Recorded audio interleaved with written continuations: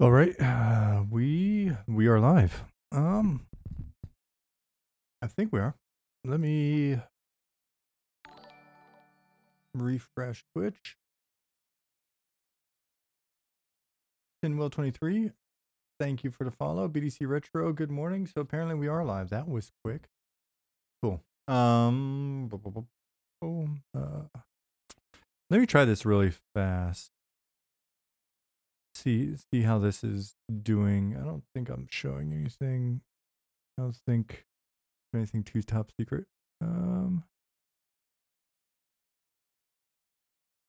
Hey, Pattis. What's up, Rev? Good morning. Let's see if this works again today. Decix, hello. Justin Beard, good morning, buddy. New client? Yep. We've been messing with it a fair bit and off and on and testing our build pipeline and working with this specific platform in terms of using it as our installer patcher launcher. So we'll see. It was working for me good yesterday. I got in. I was in last night. And then when I went to bed, I just left it running. So yeah, I see what you did there, Ref. Yeah. So we're downloading now. And it'll either download and boom, it'll go right through and we're good, or I'll just kill it. I'll make note of whatever happens. And let Ollie know in a bit, and we'll just hop into the editor. Got the editor sitting, waiting, patiently waiting to go. So hopefully everybody had a good weekend. It is Tuesday, right? It's Tuesday. It is Tuesday, December 13th. Rad. That means next week is Christmas week. And let's see, Christmas is Sunday. Oh, cool. So I'm going to be out of town for the weekend. I'll be down in Cologne with my in-laws, but it looks like that will have no impact on the streams because that's like Friday, Saturday, Sunday, Monday-ish. So cool. Then the following week on the 28th, 29th, or 30th, I'm trying to line up a new EQ interview. So those of you that are watching the VOD and you don't realize they exist, check out A Loving Robot on YouTube. If you like EverQuest history, you'll see about 60 plus hours of interviews with different designers, programmers, artists from EverQuest. I've been promising some new interviews. This one just happened to be somebody that I've been wanting to get on since I first started the interviews. He's such a rad guy. And it never appeared. It never happened, clicked, whatever. And the strangest thing, we haven't talked in forever. And I saw he had liked the last month's Eminem update that I posted on LinkedIn, because we're connected on LinkedIn, of course. And when I saw that he liked it, I was like, oh shit, let me send him another message. And I sent him a new message going, hey, would you be down to do hop on for an interview? Or actually, I don't know. I didn't say that. I said I just wanted to catch up with him, period. And he didn't, if he, he's a private person or whatever, he didn't want to be a part of the interviews, and that's fine as well. I just wanted to sync up with him. So, yeah.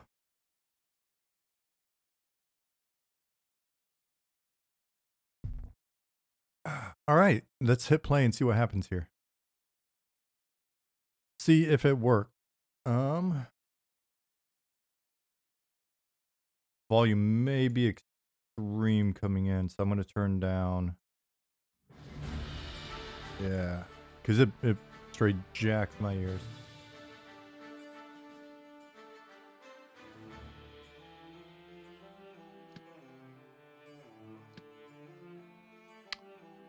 Interesting. That's not a... I'll have to... That's a bug that you guys might enjoy, but we may not.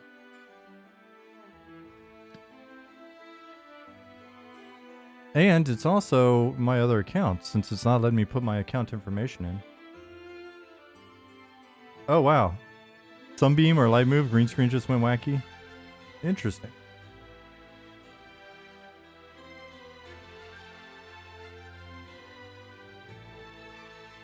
How about that? How about now? Thanks, Rev Chumley. Dude, this green screen, it's such a pain in the ass. It doesn't look that great, to be honest with you, but I didn't want to use up all the real estate. I'm not trying to be fancy or anything, but I just feel like being able to, have all of this space around me, and I couldn't find a head-on position. You know, I guess I could try something else, head-on position with the background, but there's not shit in my background. Like, I don't have any cool EverQuest paraphernalia, or I guess I could start putting up M&M merch in the background once we get the full thing of merch up. That's what I'll do. Maybe I'll switch from green screen next year and just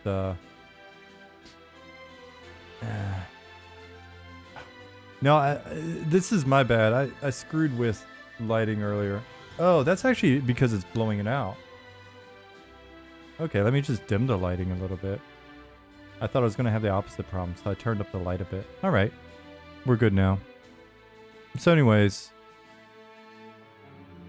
nah, it's my unique angle as a brand now. Is it really that unique though? I don't know that it is.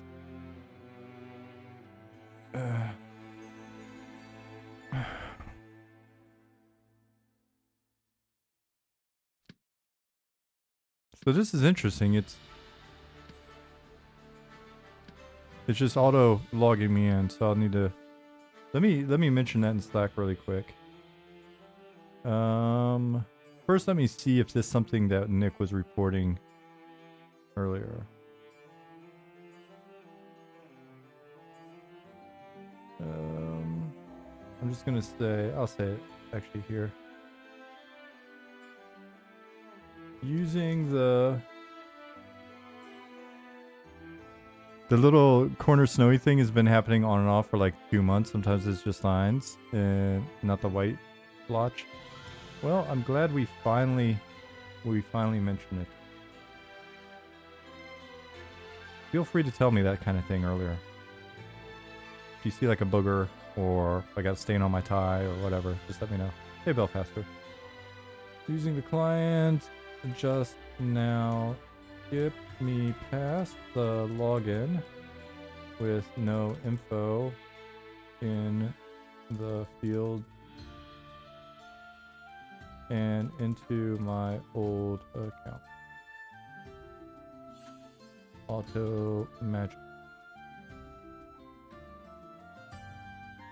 Smiley face. Cool.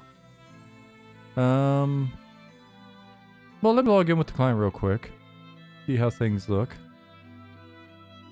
And then I'll probably kill the client and just go in editor.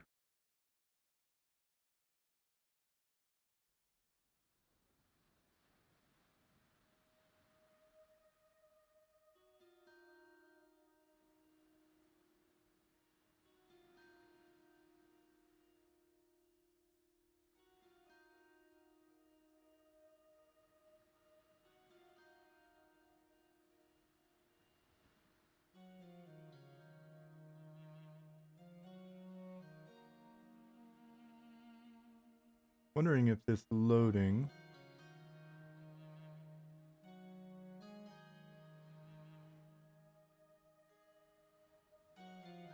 Wonder if it's building some sort of cache or something. I'm trying to think of all the things that I did yesterday that may be impacting the client today.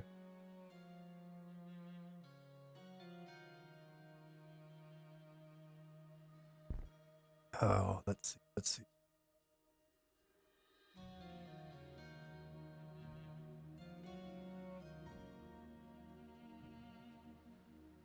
Hey, Sakash.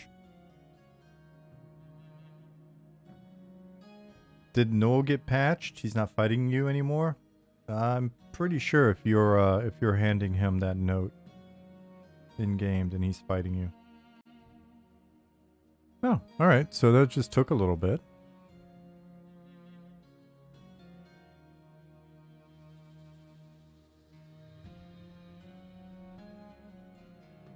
Ventali, hello.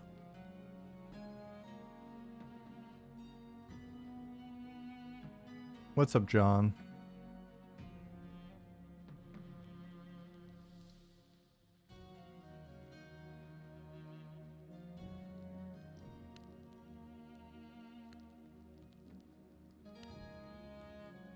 Oh, interesting. Because this is an older character, I don't have a spellbook.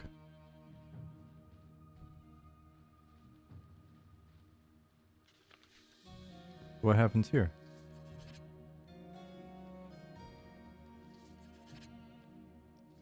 All right, so I wouldn't be able to describe these spells because I don't have a valid spellbook.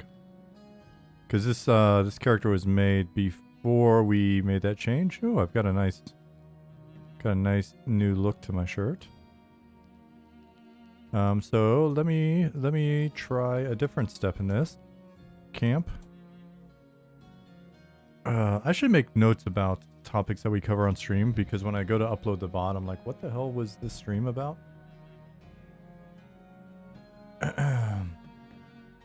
Here, I'll show you the spellbook in a second then. I think.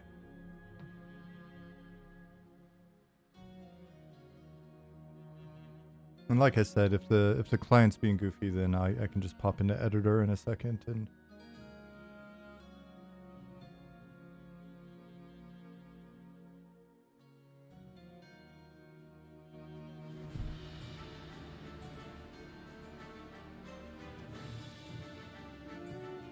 cacophony.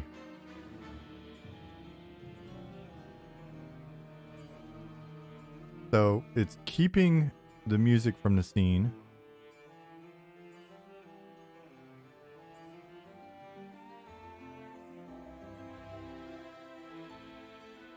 All sorts of issues. Well, this will be a fun one to debug and figure out what the hell is going on tonight.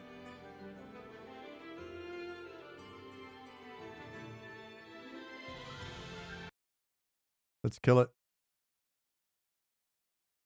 And hey, beer Chuck. Let's kill this. Let's go over to here. Put there.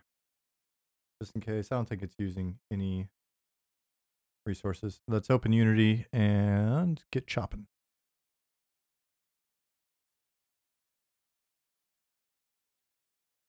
Beer Chuck's dead. Looking forward to another Eminem stream. I'm looking forward to you being here.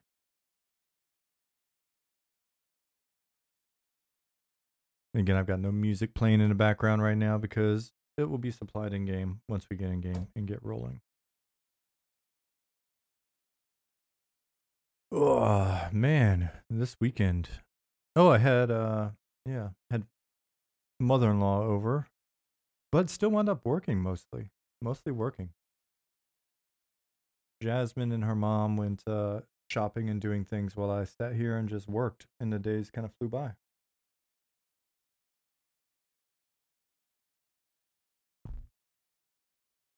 I ordered myself a cup heater.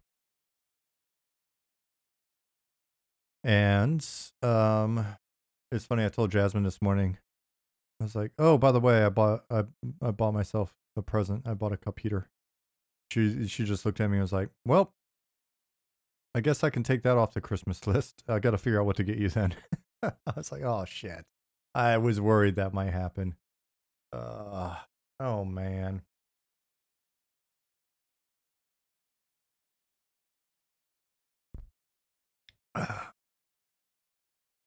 All right, so here we are. So give me a bowl heater. What, for my giant bowl of a coffee cup? I need to get a coffee cup like a sippy cup or something that's got a lid so it keeps the heat in. Maybe I just need a travel mug. I've been drinking out of this thing for Damn, man. 6 years I've had this one. And I dropped it once, so the bottom's a little rounded, so it kind of is a bit wobbly. But it's been lucky for me so far. Hey, Remez. Let's hit play. I'm fairly certain, but let me check. I'm fairly certain I've got latest. I haven't seen a lot going on this morning.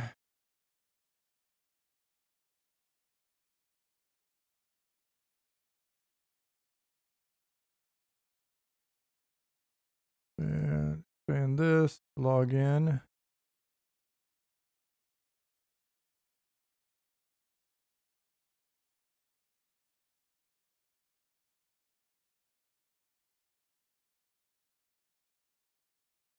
The college says I need an M&M coffee mug. I'm sure that will increase taste by 100%, right?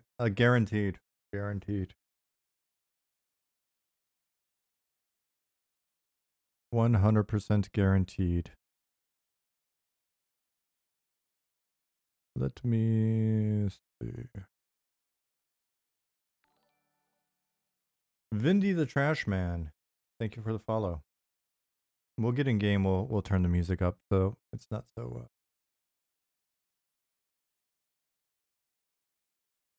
it's so quiet. It's negative 7.2 degrees Celsius outside, Justin. That is very cold. It's a little frosty here, but it's not too bad. John said, travel mug or a thermos or elementalist spell heat coffee. So the coffee, I think the cup warmer is going to work. DTX Waldo said, if it ain't broke, don't fix it. Had my cup for like 8 years. Yeah, and this thing's traveled with me from between Sweden and Germany dozens of times. We've taken it on every camping trip. I think I've even taken it to the US. How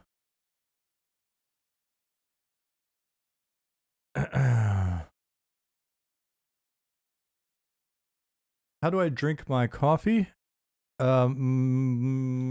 It's pretty much, my coffee is like cream and sugar with a bit of coffee flavor and caffeine.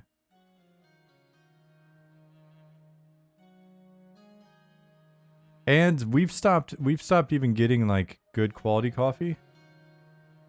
We just get instant these days. So it's not even good quality. Just drinking instant coffee with a ton of sugar and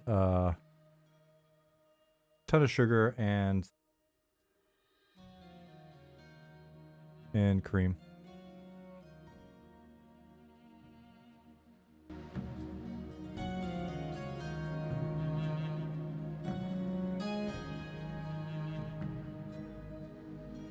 Sounds like VC Boy song. Is that the lyric? I like my sugar with coffee and cream.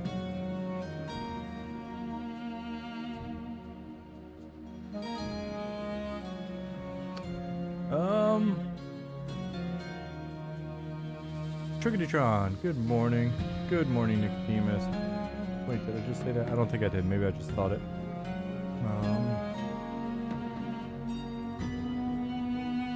If you drink mini cold cans, those little metal koozie things are legit. We'll keep it cold for hours sitting out in the open. Anything that I drink that is meant to be cold, I typically drink so quickly that I'm not worried about it getting warm.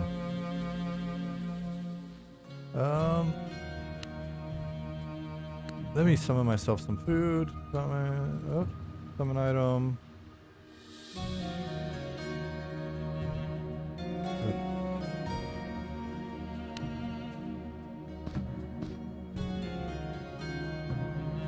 What do we got here?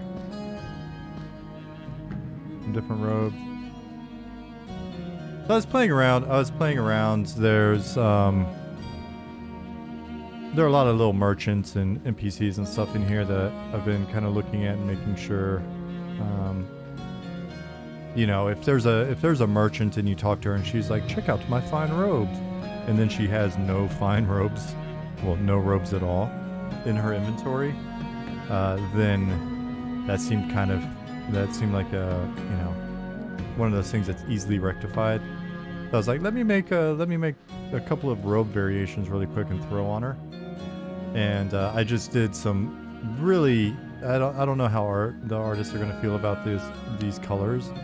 Probably too saturated, but I just to kind of make something really quick and throw them on her, or I just made these robes and check out my farm robe. And she's talking about her robe. Yeah, I could see that. So speaking of Fashion Quest, as folks get in today, as we get to stream going, the Zukin's actually put together a cool little spreadsheet that I'm gonna look at, and I can load up some different gear set with like the full kind of look, some different looks. As we show this stuff, whether you're watching my stream or you're watching Zukin's stream or whatever, just keep in mind that this is still early iteration, and there are definitely some things that we want to do that to improve quality that we're aware of. So there are a couple weird things, like there are a couple bugs, right? Like this sort of line on my head that keeps appearing is like one of those weird things, like broken boats that just keeps appearing and appearing. Zukin's started with the hair card approach to hair. It looks pretty cool, but there's some stuff we got to figure out there because it also has like some Z fighting and reads a little bit weird at a distance. The skin texture. So I think I showed this the other day as an example of kind of thoughts on textures. I can't get too close here, but I can probably get in a scene view, and let's just go ahead and show this now. Right, so let me slow down, I can get even closer. So when it comes to textures, one of the things that I think I've shown before, let me see, where did I put it? I wonder, did I just move it or did I delete it? So hold on one sec. I might have deleted it. Delete me if I did. Find this image. I'll find this image really fast. Let's clean up my desktop. I'll check my recycle bin really quick. I think really quick. We'll see. Okay. Yeah, I did. So let me pull this back out here.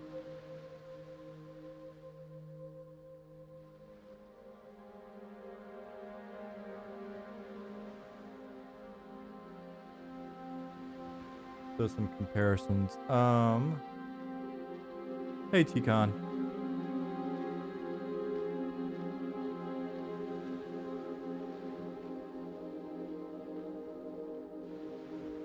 So if we look at the texture here in engine, and then we look at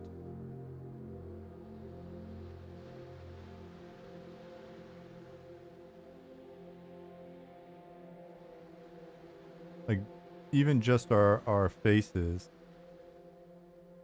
you can see right now we've got like this we've got this Mark Zuckerberg thing going on with the face. And so, and I think part of that comes from how we're like either alphaing or putting some of these elements together, Mr. Potato Head style, for customization. Some of it has been technical, so we figured out some issues with materials, and we'll continue to iterate there. And then some of it is just how we're developing the textures. But if you look, our first sort of iteration that Marie painted for us on the human skin was this one, and this was after we had the first sort of model, the Holt model built that we contracted out to a freelance artist. And then we worked with an art house and they did an iteration for us on some textures. And then Goblin, when he first got on the team, we were talking about whether or not he could flex over from concept to textures as well. Then he did this face, and this face is excellent. So in my opinion, we see a nice progression of the style here, right? And this also, it carries over into like fantasy work that we can do in that Goblins, you know, he's done some like quick dwarf textures and other stuff, you know, and I think there's probably some alignment that has to happen between this texture and this, but when you see this one on the model, on the dwarf, it actually looks pretty badass. And so, but the difference between what you're seeing right here and what's in game at the moment is something we're going to continue to work on. And I mention that because when you look at I don't like the equipment textures and things like that. It's a similar set of challenges that we're going to work through. So when you guys first started watching the stream, those of you that have been here for a couple years, the process started with some pretty simple environments that I was building, and like little capsules and things like that. And so everything that you're seeing is just like an iteration, and we're not finished iterating on things like the character models by any means.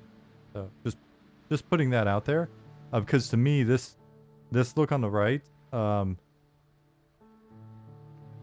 it's just it feels a little too like I don't know. I don't want to mention any particular game because it may not be accurate or whatever, but it doesn't look like the game, right? This feels a little too simplistic and a little too, I don't know, stylized or whatever. Whereas this has a great painted feel to it, and so that's what we're looking for. Hey, Maze. Hi, Dad. Maze, am I really that much older than you?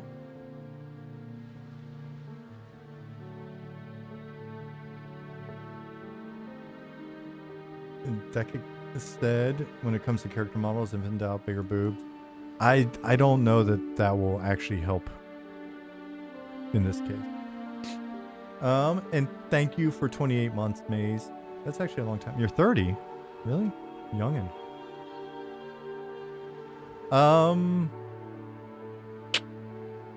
I mean, that would have been older than my parents. My parents had me when they were 17. So, oh no, it actually would be right in line with my parents. Simple math is hard.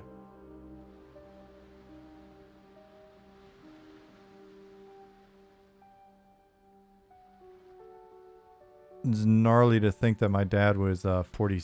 That my dad was my age when I was 30. Holy shit. I'm gonna have to talk to him. He went pretty hard for those first 40 years though, so I guess it makes sense. Cool. Let me see if I can make a couple of these items since we're talking look and texture and stuff. Oh, let me try this immediately. Cast. Zukin was showing me this earlier. Cast. Did we change it? Is it illusion?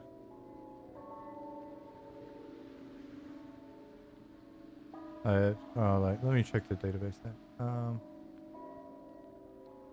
Ability.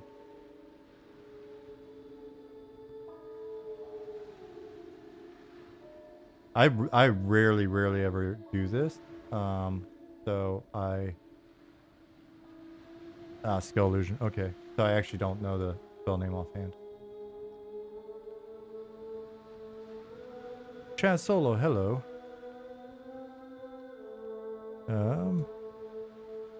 Cast. It'd be funny if the guards just whack me.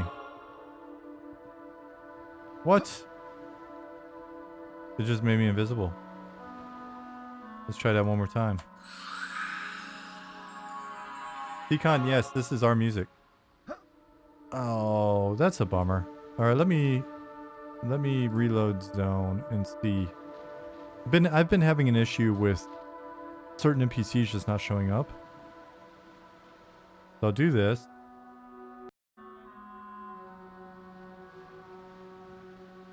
Illusion Shadow Man, yeah.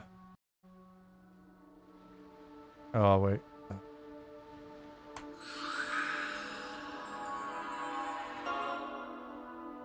Oh my god. Oh. Of course this happened. Of course this happened. I'm like, let me show you this thing. Zone shaded dunes. It could see me for half a second. Yeah, it's something wacky's going on.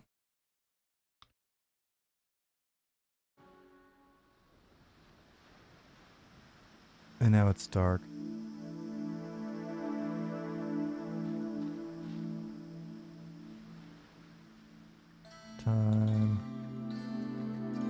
Time set 6 a.m.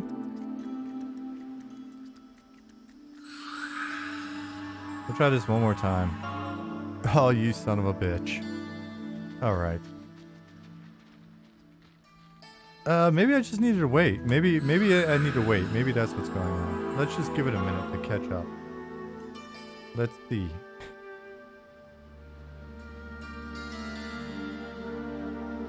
There he goes.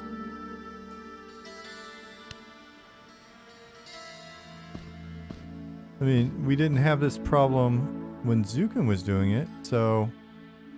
Oh, man.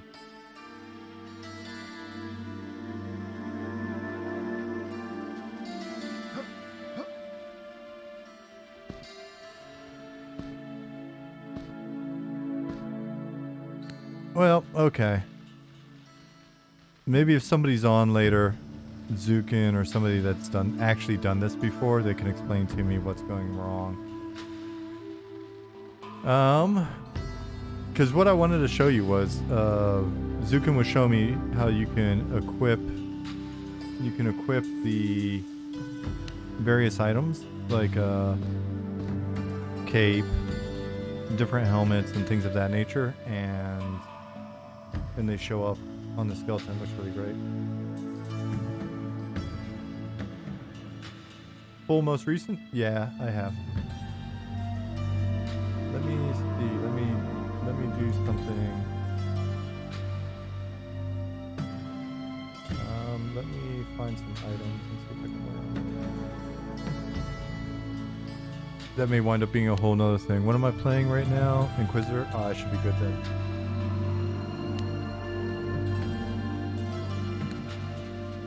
So...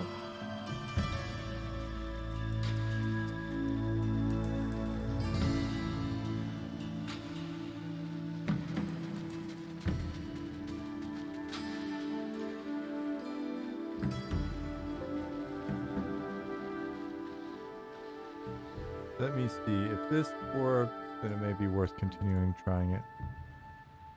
But it's interesting because this isn't even our actual, the way our current skeleton looks.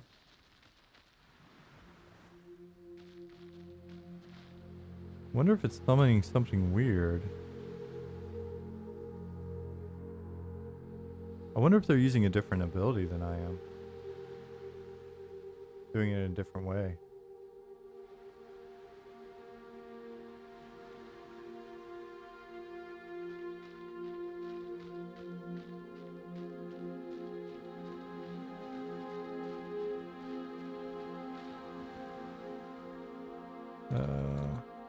Let me see.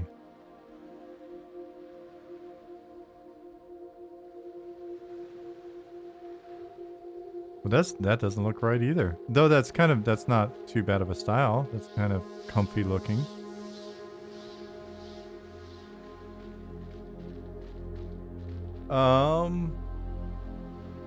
With regards to OST, I saw what you said up there, Pecan. Said, is it strange I'm looking forward to making memories and monsters and memories? No, I mean, it's all by design. The name and everything. Are J boots available? Nope. Wrong game. Maze.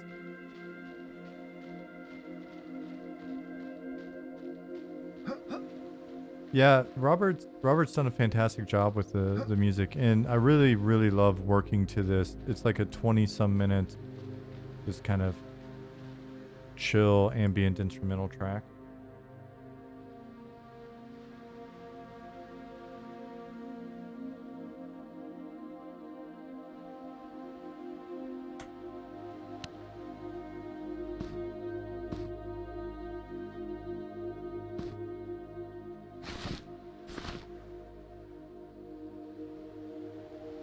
Let me look in the database some more. Oh, it's Copperhead.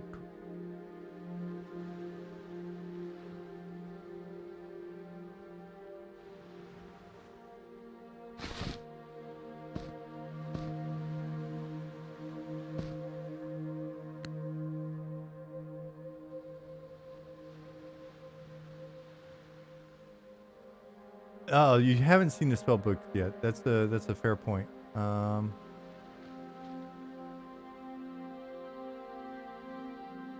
So what's the name of our base spellbook?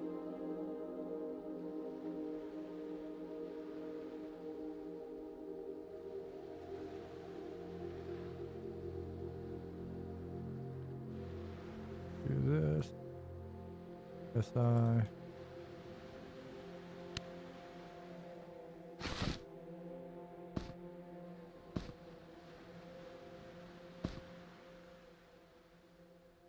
Play a little bit of fashion.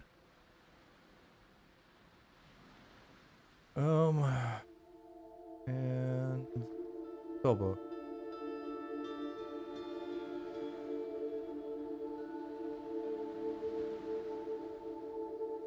It is spellbook. That's pretty straightforward.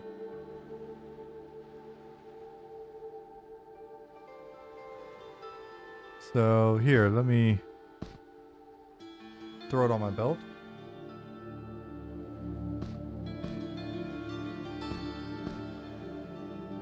One of 3 spots, because you can use the belt slot for it.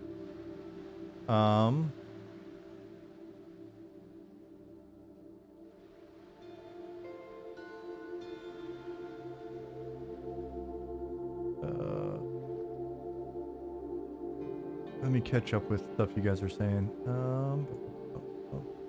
DTX Waldo said, used to watch your old EQ streams, popped into Monsters and Memories FAQ. Some of y'all's responses to questions are hilarious and eloquent. In quotes, it's both serious and charming, filled with mysterious ruins, familiar monsters, and the usual elves and squirrels and shit. Yeah, I think I stole that phrase, elves and squirrels and shit, from the old EQ producer, Robert Pfister.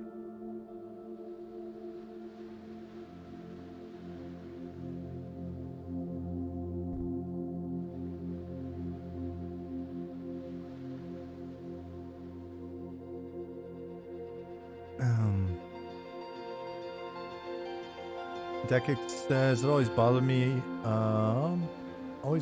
on games when a character runs, their motion is always so uniform. Be nice if instead of one running animation there are a bunch, which would randomly cycle so it doesn't look so robotic, you know what I mean? It's more animations, right? We'd have to then do, so if we've got 12 races, 2 sexes, 24 base animation sets, then how do we, we got to look at how we get the variation in. So if there's one way of varying all of those, then it's only one additional one that's maybe somehow worked in with some sort of a tool. I think there are different things that we could probably use for that. I know Goblin's mentioned some stuff in the past.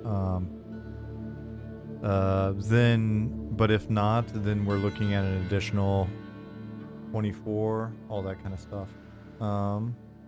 Jason from Earth, hello. Nicodemus asked, are spellbooks purchased before you see the UI art, or is it just part of the HUD? So you get one when you make a character. It's part of your starting kit. Speaking of, I need to move the default spot because right now I think when you log in for the first time, it's right here. Which felt like it wasn't maybe the best place.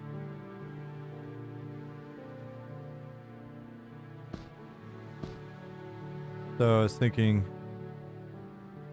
there or there, but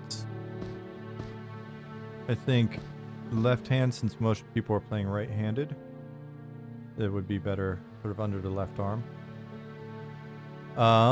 And then you can also, oops, I'm clicking on my actual character like a dummy. So it's not, I don't think it's being held in the right position yet, but you can hold it.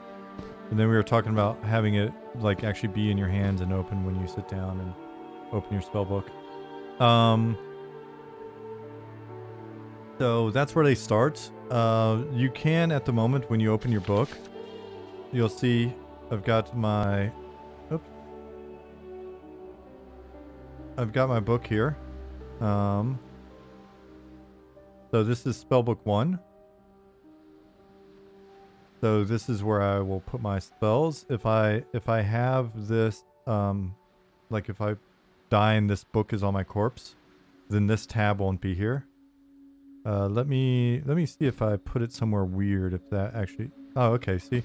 Look, I just took it off my belt slot, and look at the Spellbook 1 slot. The red tab.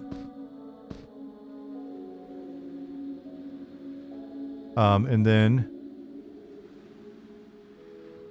skills, essentially innates or abilities. The label doesn't change up here, but that's already been mentioned as a bug.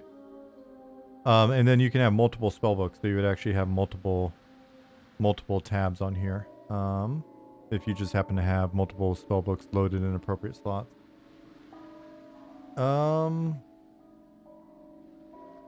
Yeah. Does that make sense so far? I feel like I'm probably missing something important. And then when I go and I get a new spell, then I can scribe it into an appropriate area. So if it's an ability, I can always put the abilities in here. If it's a spell, then I can put it in this spell book or any other spell book. And I can scribe from any of these tabs, or basically I can mem from any of these tabs.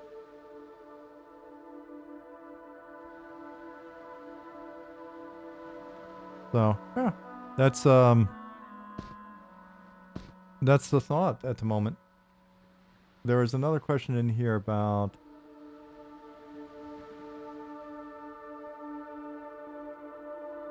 I thought I saw a question about whether or not the books can have stats. Like, was that from Nicodemus or? But anyways, yeah, since they're items, we can make them be items and give them various properties and stuff.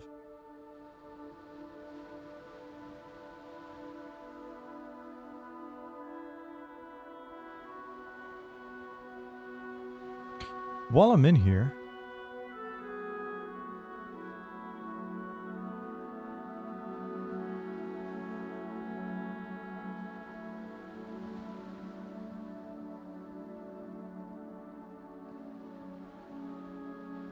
sounds like Ollie just fixed some stuff.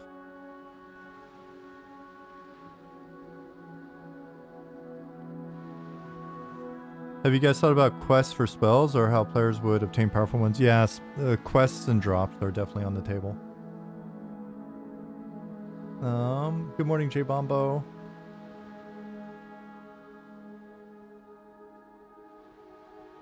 Oh, it was obvious. Any plans for rare spellbooks having stats or benefits? Yep. It would be cool for a crafter to be able to make some spell slots have bonuses or something. Spell slot have bonuses or something. Spell book?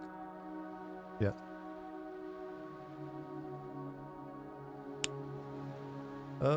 Let's see. All right, I think I'm caught up. Jason says, I really enjoyed your EverQuest dev interviews. I haven't watched for a while. Could you catch me up on what you're working on right now? Right now, we're tackling a bunch of small stuff in an effort to get ready to have a small number of people come in and oh, interesting.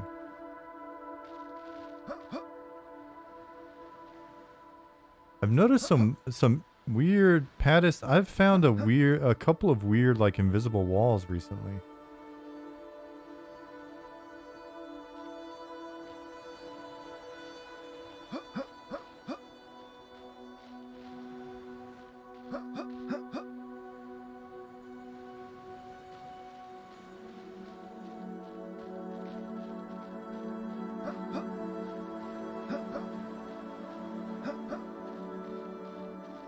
Is that invisible wall or just a bunch of people that cast illusion skeleton?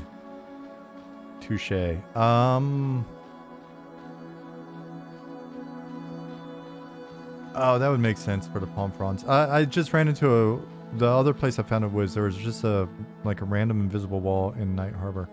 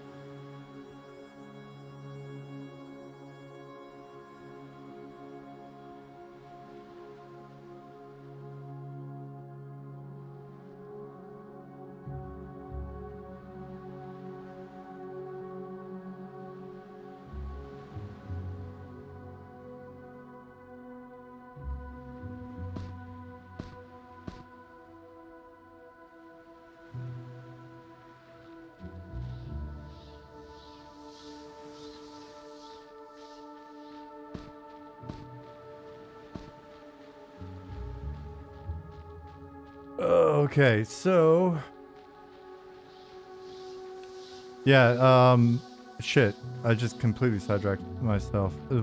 What have we been doing lately? We've basically been running through getting things ready for some folks to be able to come in and play with us, and then the goal is to once we've had some friends and family in help us with our installer, patcher, launcher sort of pipeline.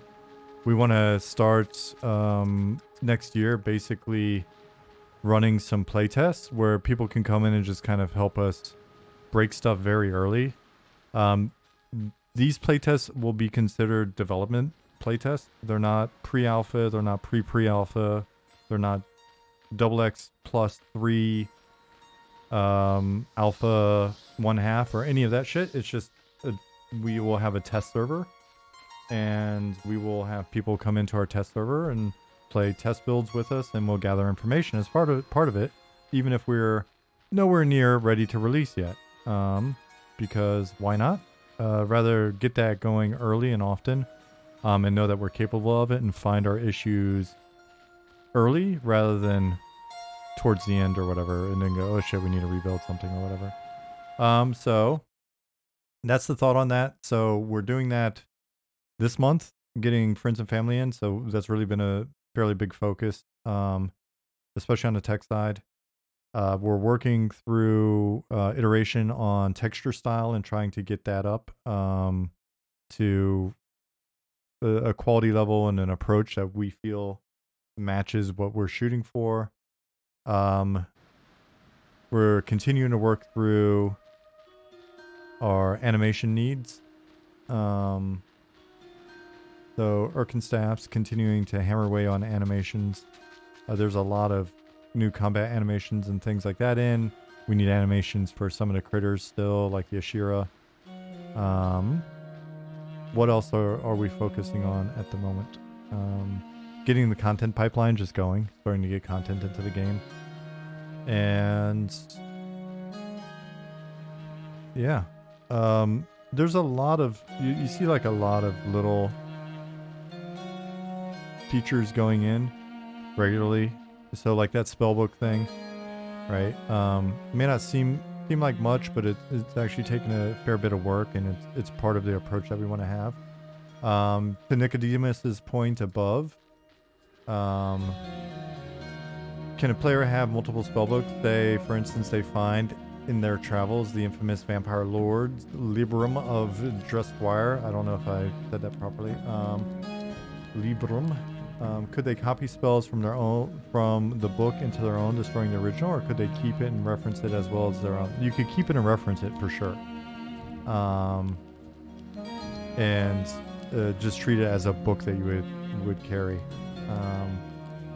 The idea of removing those spells or whatever, that's really just, I think it's more of a content question than anything. I can think of a number of different ways that we could have something like that happen, where you get a book and it's got, you know, one unique spell in it because it is from this vampire lord or whatever.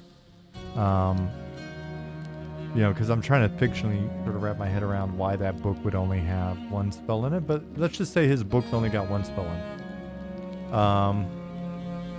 Then if we wanted to essentially do the same thing as copy them, if we don't have the technical means of scribing from one book into another book, which I think is a fair limit to have, right? Like to not support that. What we could also do is have you deconstruct his book and use that in research, and then arriving at the spell, which you scribe into your own book. So that's one option. Or you could just keep his book as a book that you carry, and then maybe you can scribe other spells into that book. So, you know, now it's got like that type of, you know, it's just got whatever shit in it. So, would require the player to make a difficult choice between equipping the spellbook to cast the spell or have some other item equipped. You wouldn't need it to cast the spell necessarily. You just need it to be able to scribe or to mim the spell.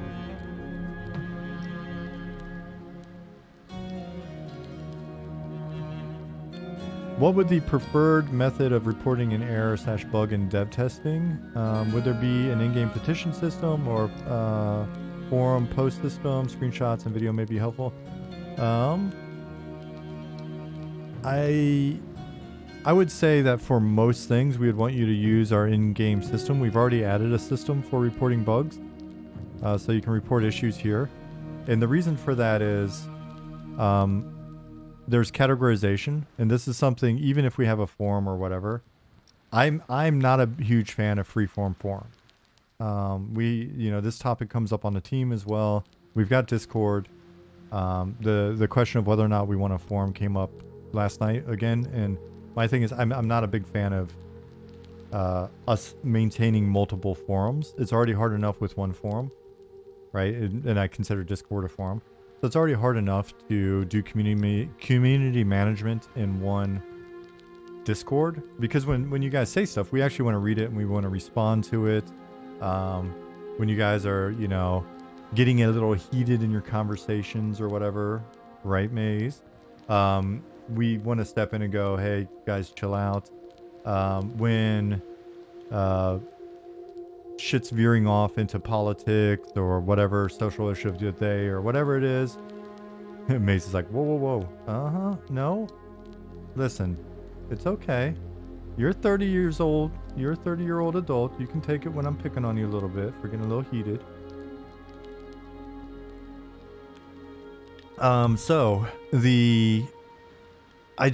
feel like we have a responsibility to monitor, respond, and maintain like any forum. So having a bunch of forums, it just spreads us even thinner.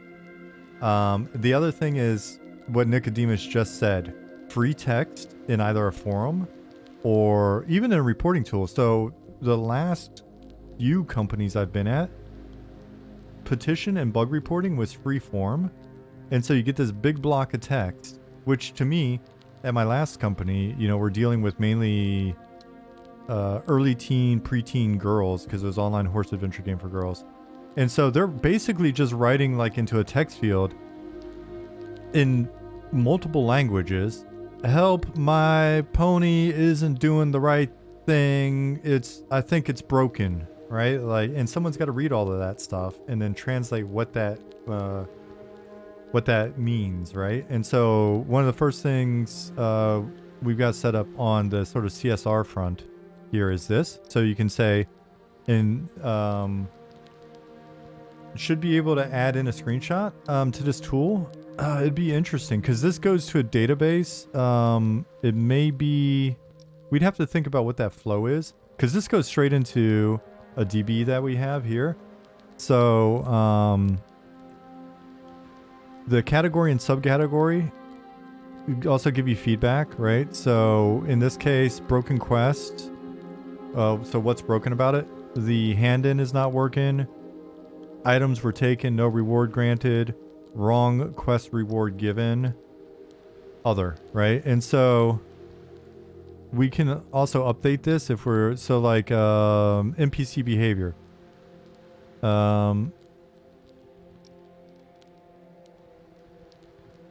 We have you target the NPC in this case. So NPC behavior, pathing, NPC pathing or movement issue. If possible, please have the problematic NPC targeted when submitting this issue. I haven't actually tried this one, so let's look and see what it does. So I'm going to target Gardamir. Summary. Oops, spell it right. Gardamir isn't pathing. Well, I mean, it's stationary, so whatever. I do know there's a watchman that's walking over there that's not pathing in the right spot, but for just for shits and giggles here, this is a test. Only a test. All right, so submit.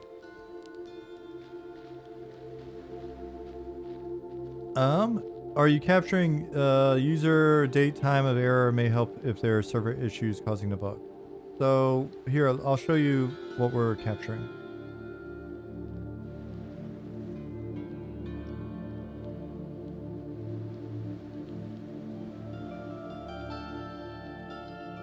Let me dig it up on my other.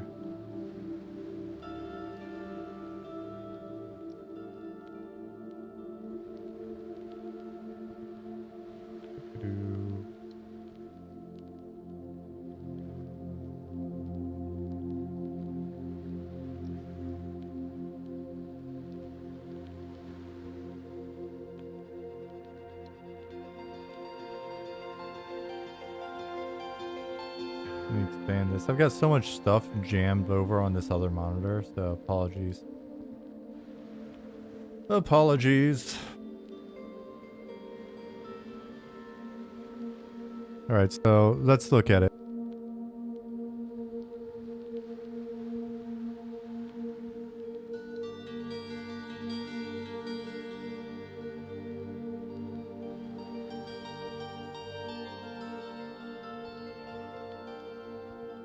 We have anonymized user data.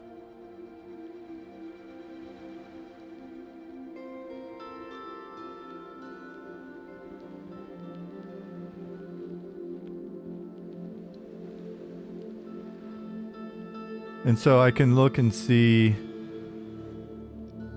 you know, one of the things that we'll want to do is make it easy for us to basically look and see, you know, go through the categories. We can see which issues are we're seeing the most of.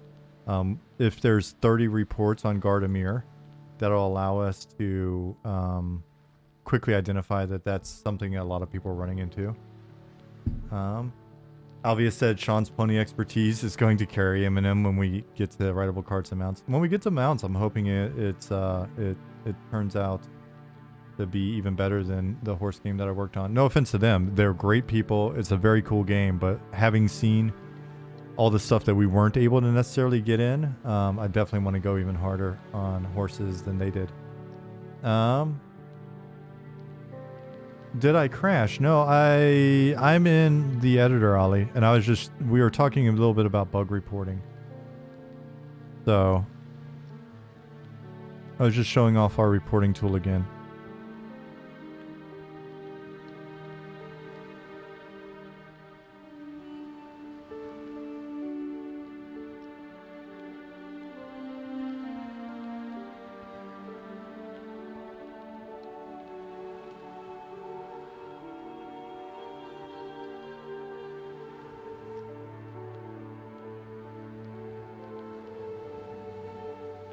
Um.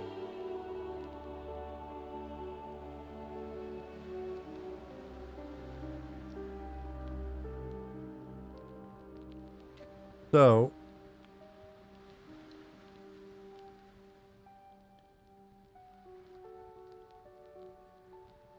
How long will you keep the reports? Elorm asked. I'm not sure. I'm not sure. It's not a lot of data, to be honest. I mean, we hope. We'll see. But relative to other data that we're storing, it's not a ton of data. So we should be able to keep it for as long as we'd like.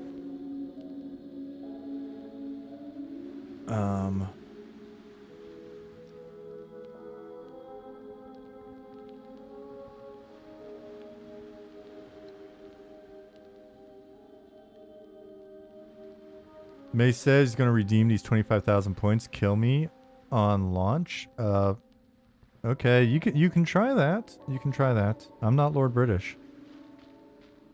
If I duel you, I will fully cheat, dear sir.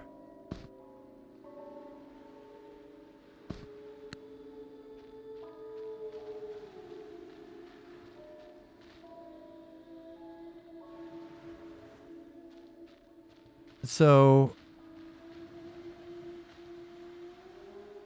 let me see. Ali, did you send more things?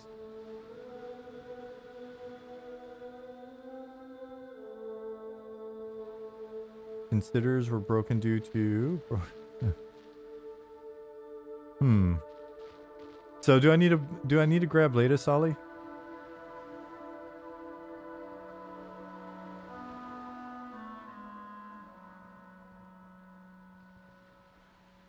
I do. All right, so let me hop out of here.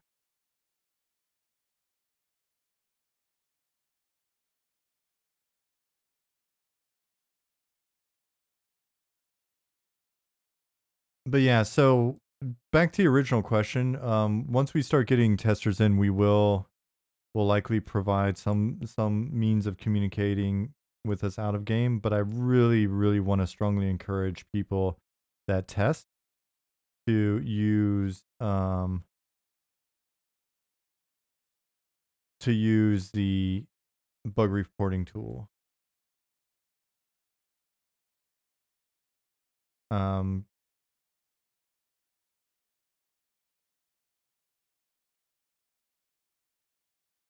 It's a good workflow, or it's a good habit to get into. It'll get us really thinking about our tools a lot more. We'll find any issues with it. There are probably a number of different subcategories or categories that we're missing that you can help us identify.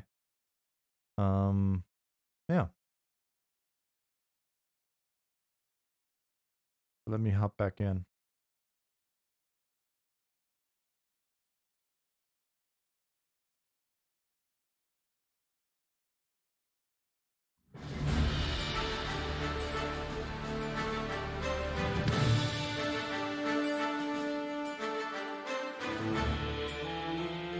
Trying not to sneeze right now. Let me.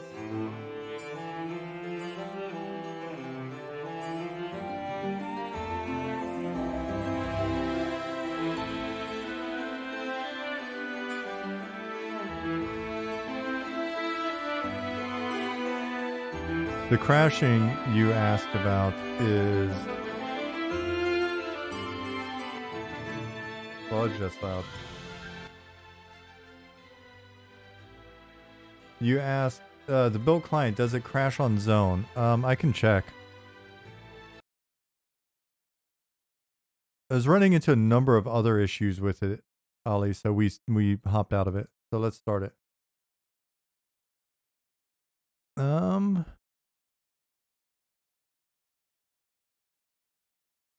Update. I'm hoping the update's relatively quick because we just updated before this, or right at the beginning of the stream. So if you submit a report, Alarm asks, how long will it take for support to see the report? Are they like watching the database, or do they get a notification? Don't know yet. Theoretically, it's instant, right? the second you refresh the database, it's in there. Like I added one and looked at it instantly. But I think that'll be part of our establishment of, that workflow, I guess. Alarm bell. There's just constantly a bell going off in our house until we go insane.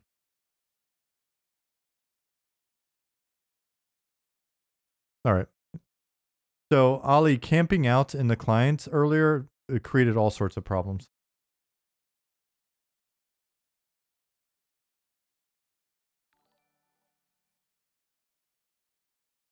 Yodan, thank you for the follow. Do I need to shut this? Let me shut Unity in the background because my Pinium 2 is probably dying right now trying to run both of these. But we'll see. We'll see. All right. Let me do this one more time. I wonder if I just hit that bug. All right. Here we go, Ollie. From the beginning.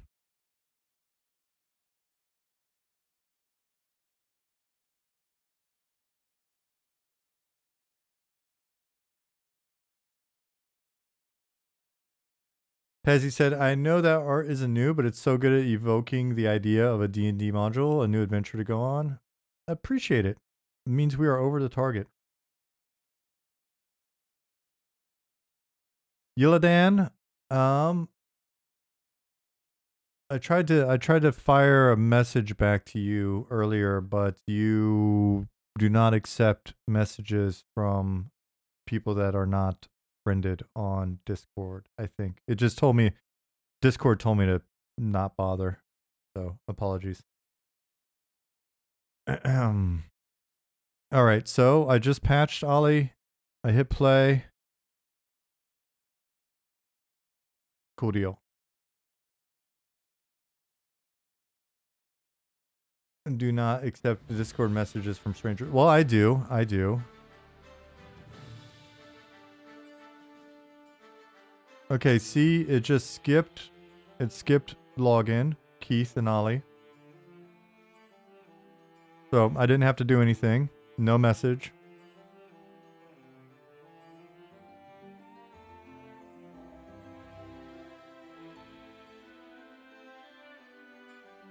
Chewing your cuticles is bad. It's bad form, children. It's not polite. But beef jerky is like $70 a kilo here. So Maze, I appreciate the bits, but again, I would say that giving me 69 bits is, again, you're riding on that border. You're riding on that border of, is this person a respectable pillar of our community that we can look towards and go, man, listen to that guy and his opinions? Or is he that guy that we're like, man, that Maze.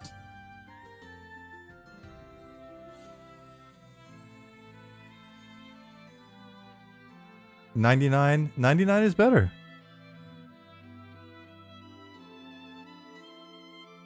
Got 99 bits.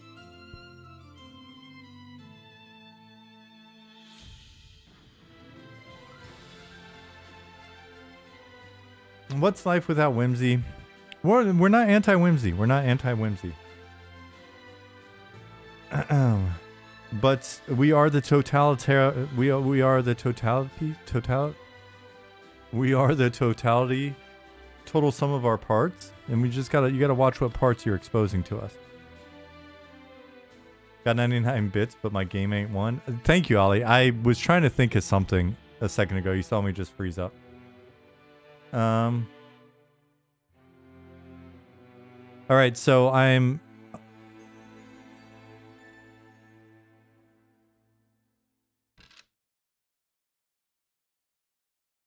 Pattis did some great work last night.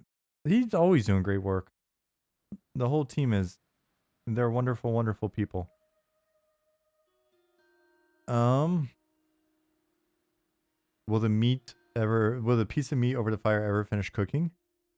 Fair question.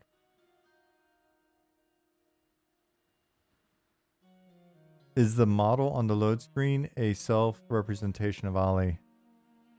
This little green guy right here? No.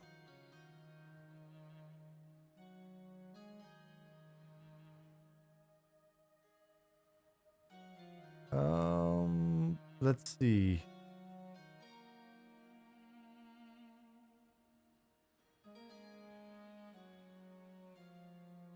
The login screen?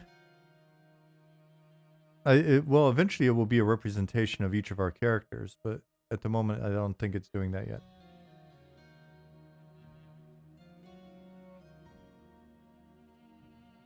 And the problem with netcode engineering is that it's a thankless job. Well, I got the feeling they get paid more than game designers. So there's a little bit of thank you.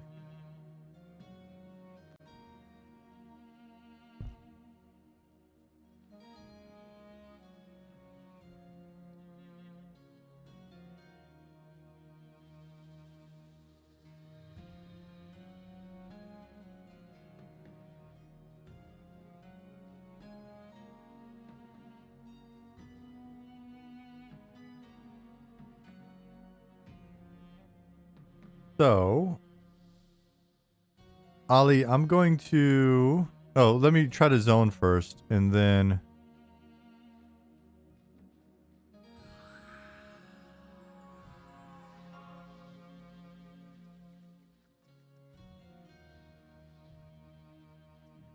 A little power slide while firing off my Bard song. Let me zone and see what happens, Ali. And then I will camp, and then you'll see what happens when that happens.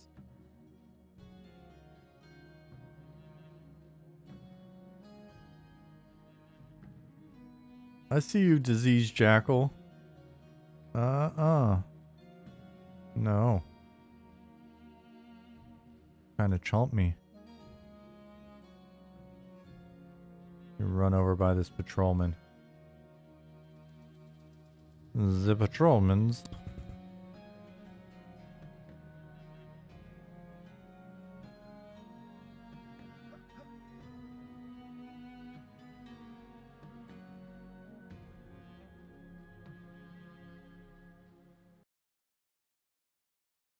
Okay. Let's see what happens now.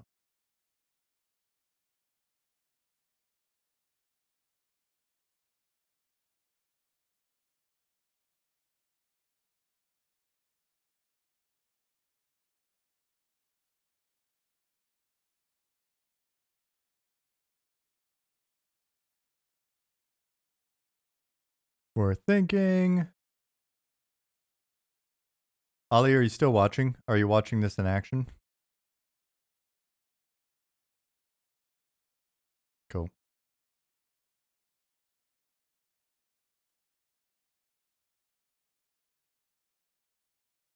My machine, while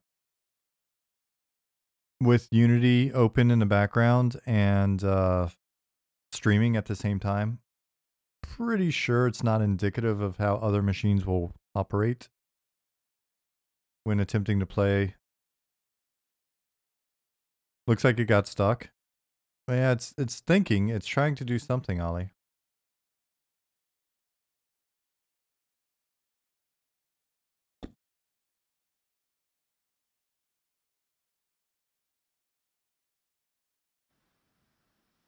Boom. Do you think it's stuck? It's just, honestly, I think I'm so like resource starved or whatever at the moment. I've got Unity up. Oh wait, no. I've only got the hub up. I closed out Unity. But streaming actually does eat up a fair amount of resources.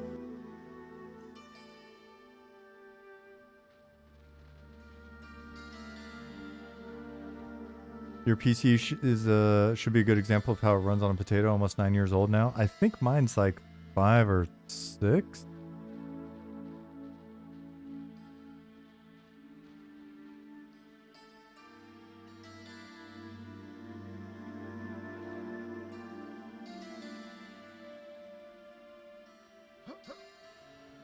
Justin says mine's a 10-year-old Dell, at which point the Kaj taps out. Okay.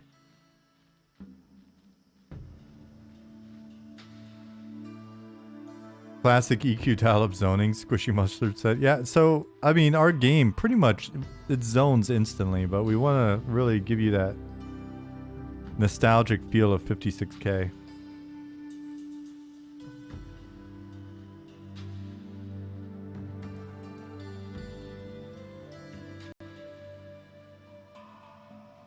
Am I using my GPU for streaming or CPU? I honestly don't know. It's been so long since I screwed with my settings, streaming settings.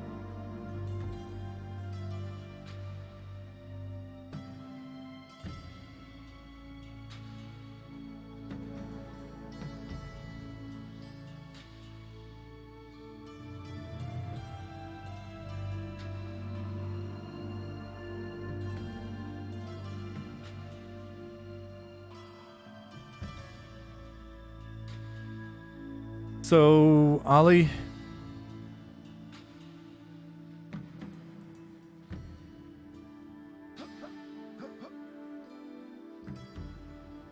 Yeah, I'll camp. I just wanted to see the sun come up and then I'll camp.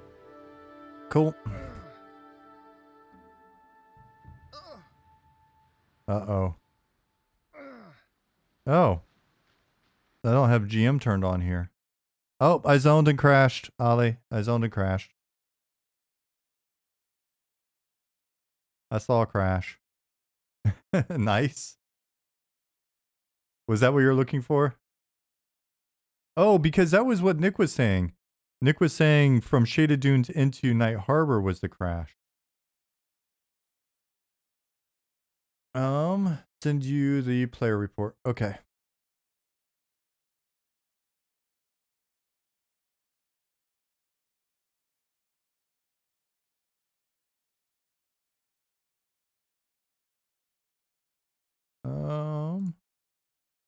Quit.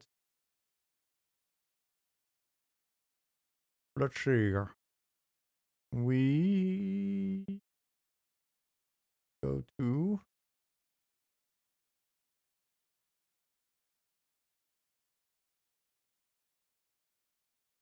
what am I looking for here? I'm looking for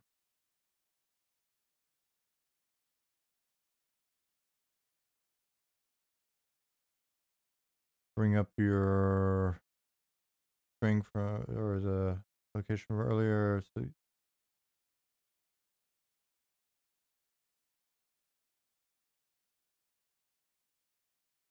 I'm going to users me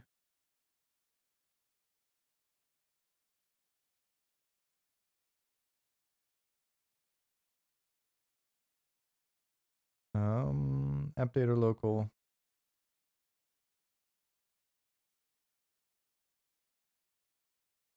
low. That's so weird. NWC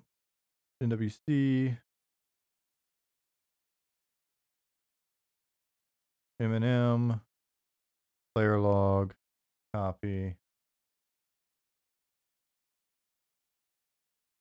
paste. Okay, I just sent it to you in Slack.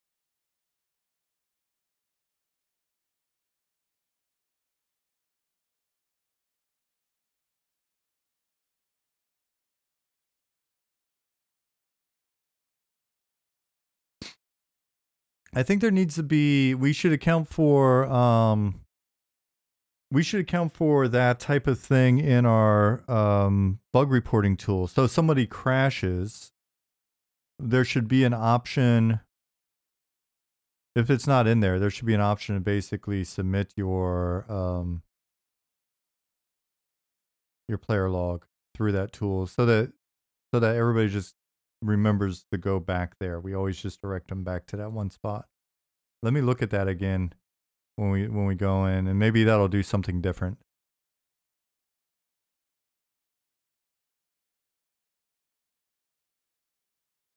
That's a launcher thing. If the game is crashed, it's gone. Oh, okay. So that's just the launcher. There's not like a similar thing for us to have them submit.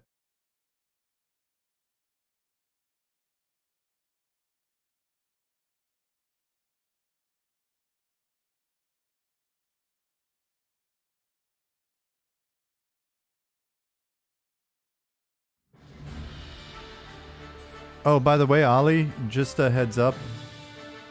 If you want to be surprised with weird quests and content that you didn't know existed, don't dig around in NPC quests in the database from this point forward. When a game is running, it adds a .running file. If the process dies and running still exists, then it crashes. But it doesn't necessarily give you any information, right?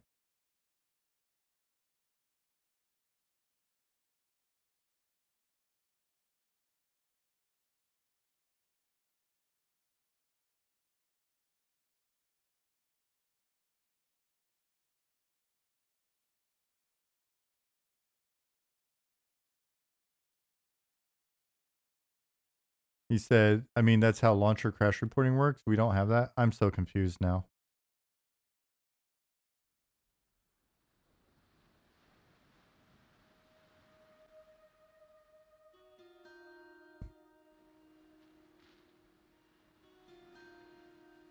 This is my other dude. This is the guy that was actually making... Okay, gotta go. Daughter fell asleep next to me. Your voice will wake her up. Shh.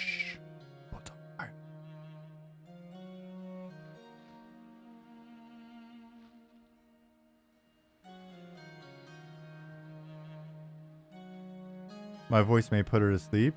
It's fair. I've definitely put people to sleep with my talking.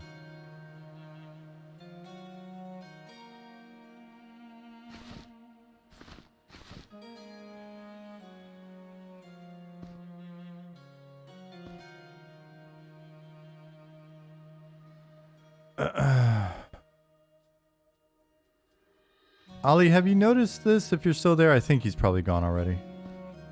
But if he's not... Oh, maybe... Alright. It only does it once. Dargit says, not gonna lie, I fall asleep to Eminem streams on a regular. Not that it's boring, just usually watching around when I crash. Fair enough. I don't mind. I don't mind. It means you feel secure with me. I understand. You feel secure in my presence.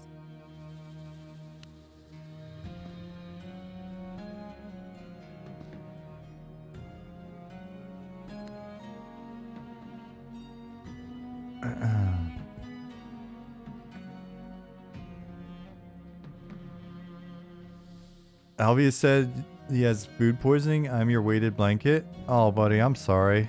I'm sorry that happened to you. That's never fun, dude. It's not the funnest. Anybody in here with me? Nope. Okay, reload zone.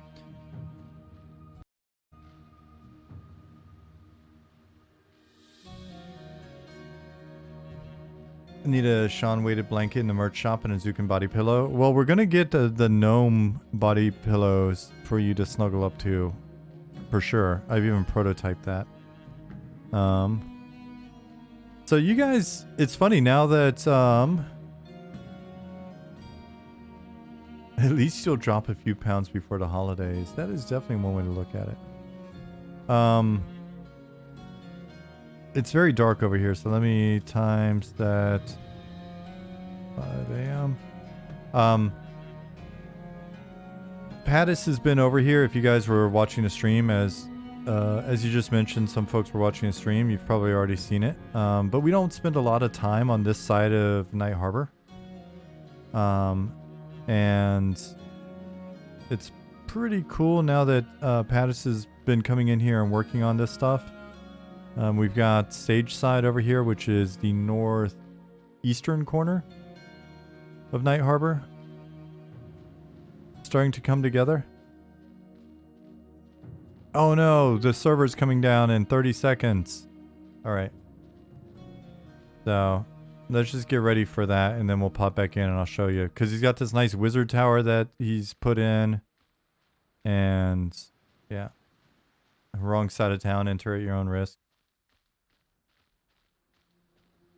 Right on the southeast side, so diagonal, where I'm facing right now, will definitely be the case.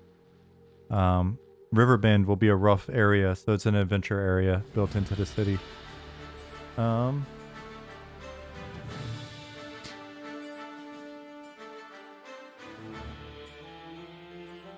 right, so let's give that a moment to basically, I guess, restart. And then we can try to get back in and then run around. Run around up there and see that area. And then we can look at it from above and kind of see that it's sort of what's remaining around there.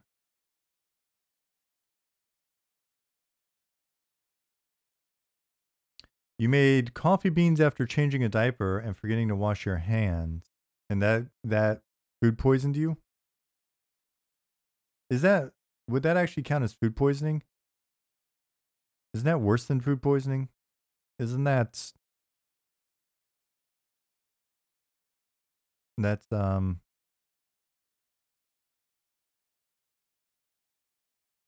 yeah, that's like poo poisoning.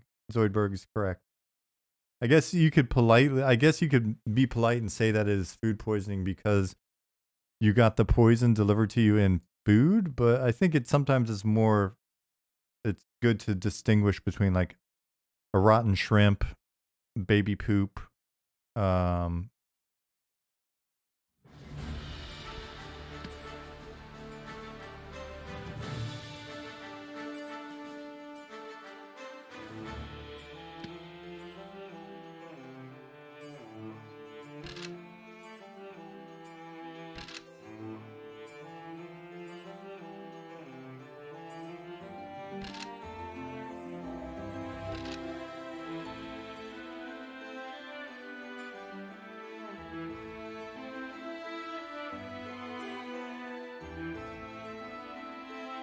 wonder what's going on here. I probably need to pull latest. Let me do that again. Fetching. Nope, there's nothing new. All right. Shrimp is what got Belfaster. Pulled the shrimp back out at Xmas and had been drinking, so we didn't really think much about how long it had been out. Yeah, it can happen.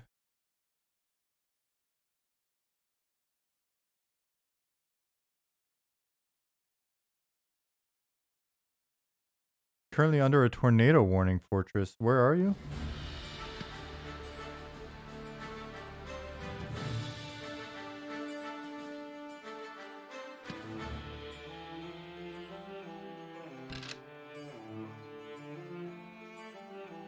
Alright, I guess it's doing something. Received interworld response.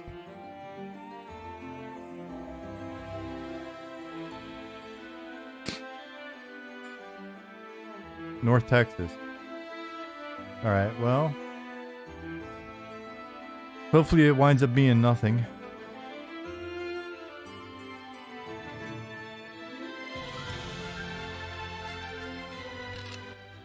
Okay. Let's see. Justin asked, what's the policy on boxing? Like if I want to make my fighter do some semi AFK heavy lifting. This comes up a bunch. I don't want to misspeak and misrepresent the team's overall sort of view on it, and it's something we'll be discussing. But I believe the view we've expressed to date is, depending on server population, sort of size of player base, number of servers we have, player population, we will potentially allow something like true box duoing in a non-disruptive way.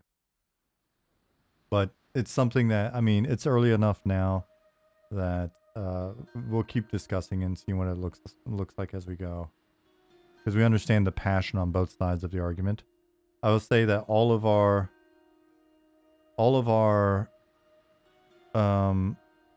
approach to various, will you allow 6-boxing gold farmer? This one's an easy one, BDC Retro. No. Right? And I think we showed we've already got logging in. We'll be adding even more logging. And anything that we deem disruptive is a ban. Right? So, and there may be some people be like, what? What about the situation in which I'm just being, yes, straight to jail. Straight to jail. Or we may just send you to, Stupidville. We may just send you to, our version of the sort of, was it the Exile server? So we may just send dummies over to Exile server.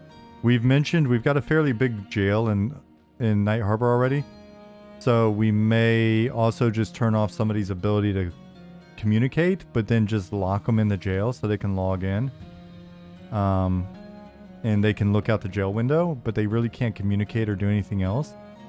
And then it's kind of up to them as to whether or not they want to delete their account and stop paying us. So there's a number of things we may do. It's our game, so we'll decide, and then we'll see. Has your Necro got new gear since I've seen him, or is it just from the visual updates to gear that Zook's been up to?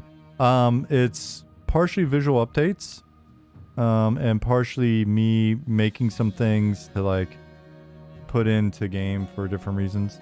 Like this is just like a no stat red robe that I threw on a vendor. So for like 10 plat or something. But the shoulders are just tattered cloth mantle.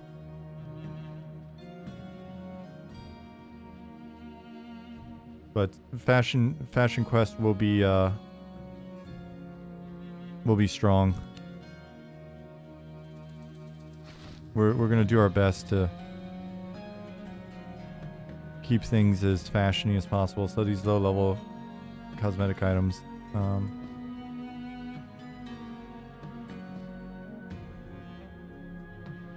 I was just playing around, to be honest. I don't know that any of this will stay in. That's a dope look. Not hating on that look.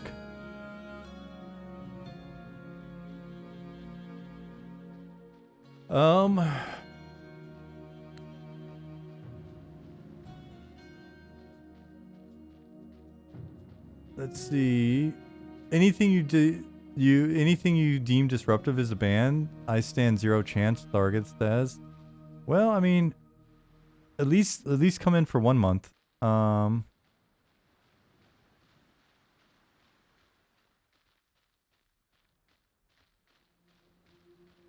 Gold farming, the original cryptocurrency. Yeah, it's we're kind of a Web 3.0 game in that sense, right? Now. All right, so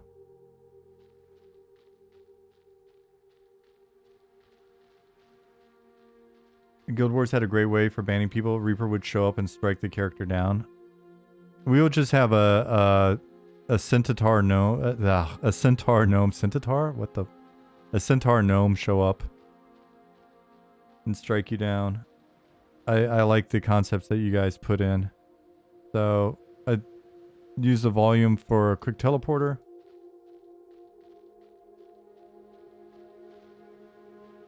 Throw these guys up here, placeholdery, so we can get a feel for the size of the tower and stuff.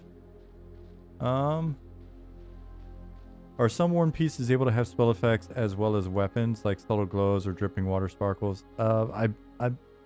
I'll say that it is possible. I don't know how often we'll do it, or if we'll do it, or whatever. Kaicho. Dargit said, curious to see some of the new visual gear updates. Work on the other races too. It's looking good. So this morning, Zukin was playing around with...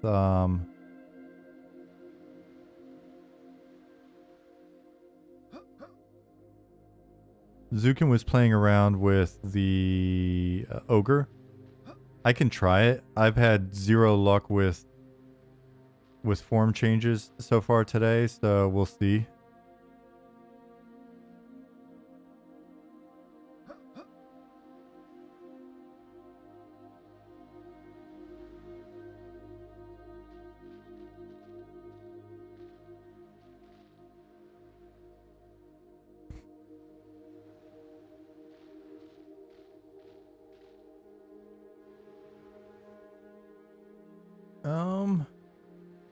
Fortress says, I like how EVE Online does it. When someone gets banned for RMT, a GM logs their character online at 1,000 high sec online, and 1,000 high sec Care Bear players get to gank them for free.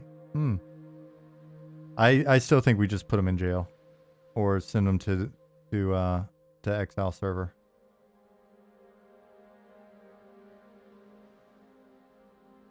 Did I miss something else?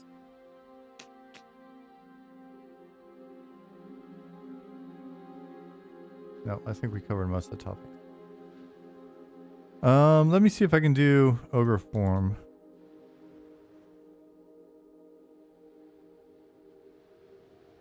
And let's see what breaks. Is it not illusion ogre?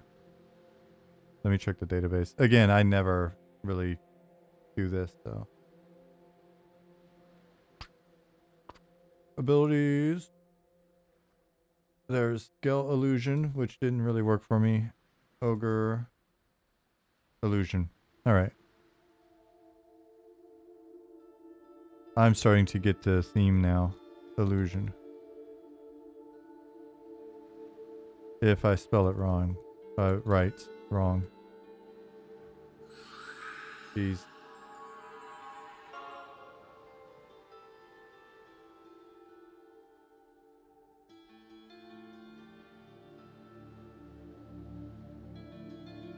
Give it a minute to catch up. Isn't that what happened with the skeleton?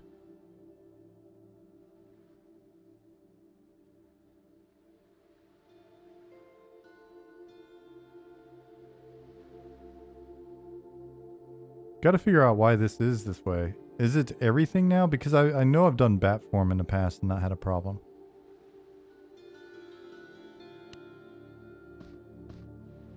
Oh.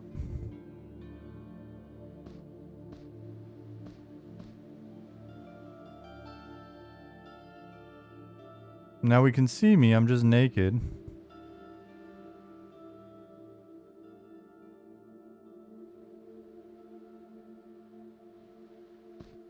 That's progress.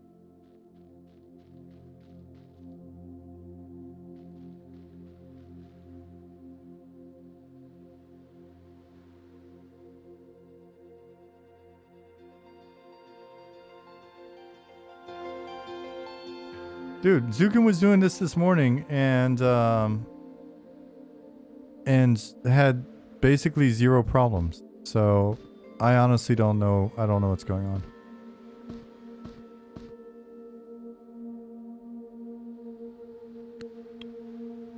Let me try something different and see what happens.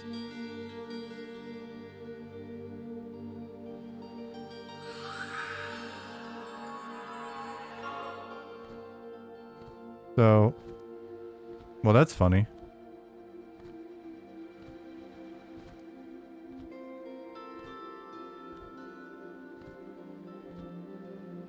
That's the first time I've ever seen that as well. Just blame Ollie? Yeah. So, I've never gone into bat form and then seen myself.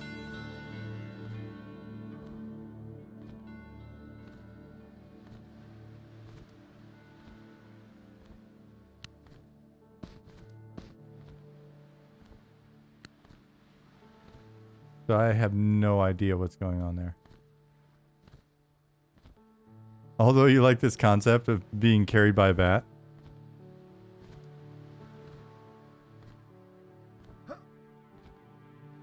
Alright, bat, carry me. It's not a bug, it's a feature.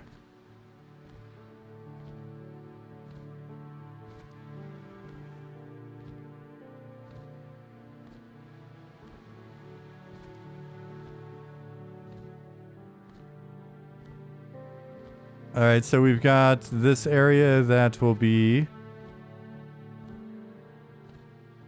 the spire for the Spellblades and the Inquisitors. We've got the Wizard Tower. We've got a nice library. Nice big library. Which will... I'm just going to leave it at that. Pattis, you may get the spoiler if you watch Pattis' stream, but... the library will be interesting depending on what class you play. Got a building over here. Oh yeah. Yeah, because I was commenting that some of the stuff that Simon has been working on for the harbor, some of the buildings look really cool in terms of like they've got like an administrative feel. And so up here there'll be a mix of like these interesting blue buildings and embassies and administrative buildings and stuff, and then the tier right below it as we come in here. Let me move faster. You'll actually see more administrative buildings and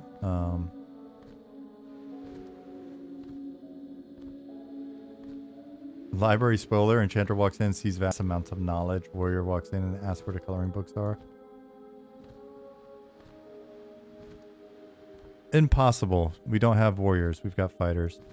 Yeah, with all of this coming together now, in the not too horribly distant future, we'll have to flesh out the newbie yard and build out the sort of the Sungreet Strand. If you've seen the zone when we've been in, it's a lot of farms and trees, and there's a big quarry and stuff over there. So we'll have to build out that facade. And this newbie yard will have a different feel to it. It's funny looking at my shadow. This area is pretty dope. We've got another tavern over here. We've got a market area. A different market from the main market. The Black Feather Bazaar. And then all of this is essentially right here near the Concourse of Souls, so the Necromancer Shadow Knight area. This is the evil player entrance. I wouldn't think of it this way, but I would say that it's possible that they're a little bit more forgiving on this side. This is just a different side of town, not necessarily the wrong side of town.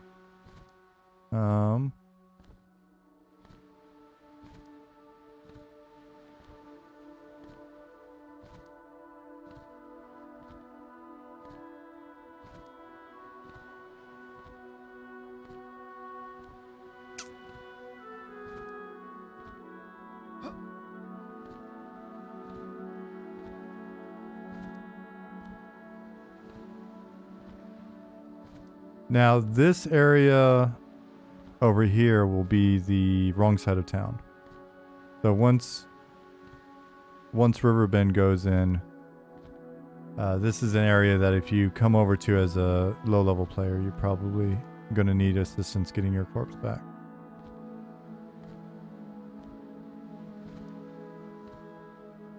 Zoberg says, how many zones do you plan on having? This would be like 5 EQ zones. Do you have any concern about trying to maintain a zone that's this large? Let me see how to approach that. So it's definitely going to be 5 zones worth of implementation on the content side. And yeah, I mean, you can see the effort that we're putting in on building it out from the art side. I think there's a difference in belief or a difference in philosophy on what the zones are meant to do. And so for us, what we're looking at doing is finding finding ways to keep these zones relevant for ideally the life of your character. And so rather than just have this be a collection of merchants, vendors, like spell vendor, armor merchants that you probably never use because most of your stuff's gotten off drops or essentially like a something that kind of replicates or it can be identified as a town, especially at the lower levels, but then loses its value over time or is in a place that you want to come back to or you don't adventure in or any of that stuff. The goal is to have this be a mix of, the usual things in terms of vendors and trainers and trade skill, related merchants and things like that from level 1 up, but have that value ideally sort of maintained throughout the life of your character, but then also between the various temples and religious groups that you find in here and the way that works as a faction system, the various factions that exist within the city, the fact that hopefully we find that it's actually enjoyable to camp and have targets throughout the city depending on what your faction is. And so we're not just putting in NPCs and then not expecting you to kill them. Ideally, once we're done here, any NPC you kill will have something, whether it be loot or we'll have all of the relevant rewards or responses. So faction hits, loot, they may be necessary for a quest. And did I already mention player housings going in here? So a number of these buildings of different value, different location or whatever, there's a finite amount of player housing. And so we've already got, essentially with the same volume system that I used to go to the top of the Wizard's Tower, we can already start to like stub in a space that you own. Yeah, I see it as being, so if you're comparing it to zones, trying to think of examples. So the example that I guess I've used in the past is if we're talking about a game like EQ, imagine Thurgan and Kale and Skyshrine are all one big city. So there's different factions within that. And so that may lead to different targets or conflicts and your ability to sort of work your way up the various factions and switch factions. And then think of, Chardock was a city, at least, especially in the second version. Like that was the version that I worked on. Try to make it feel a little bit more like a city. And so, the idea that you're in an environment like this and depending on your level and depending on how much you give a shit about the faction of hit on whatever you're targeting, in theory, you could come in and find different camps and different targets that maybe you haven't thought about before.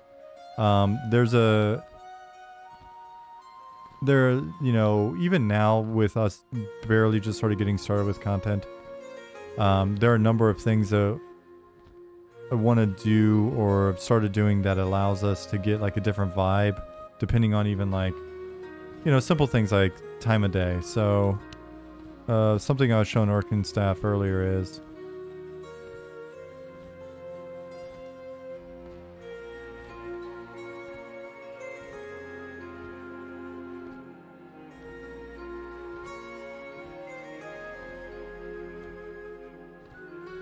I wonder what that, I'll have to look at that error.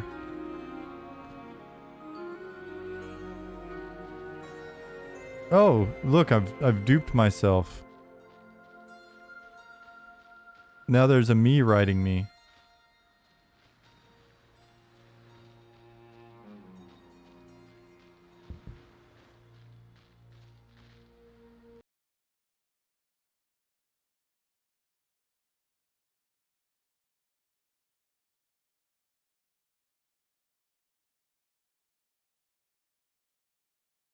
Zoidberg, did that address your question at all?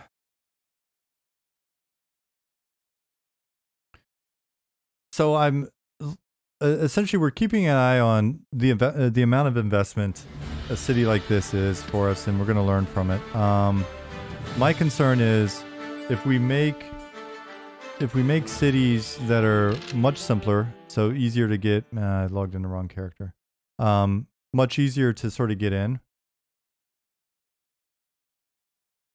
But then they don't retain like their value. Then what we've got is we've done one zone's worth of work, or I mean, in all fairness, if you look at some EQ cities, that's zone based, so it's easy comparison. Like a Freeport's 3 zones, and those 3 zones lose their value pretty quickly, and there's really no reason for you to ever go back, and so you don't. Okay.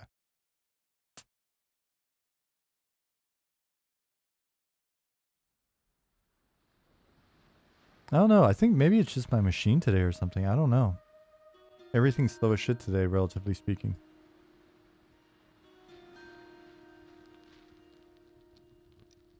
And my frame rate right now is worse than it's been. So I really think there's something maybe going on my end as well.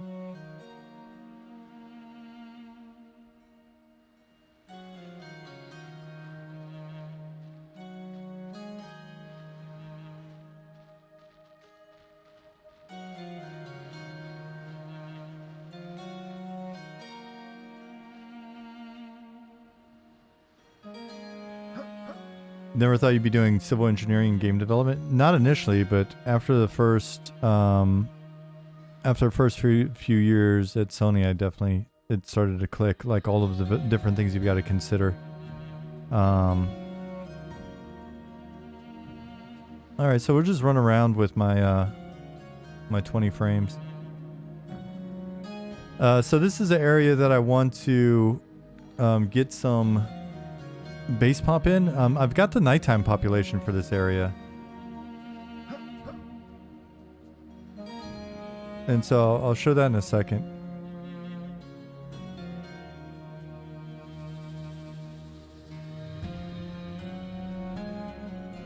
All right, so during the day, we'll have various sailors, dock workers, etc. At night, time set 6 p.m. Give it a minute. Those guys go away, and we've got the various guards that just come in, so it's a lower number of NPCs.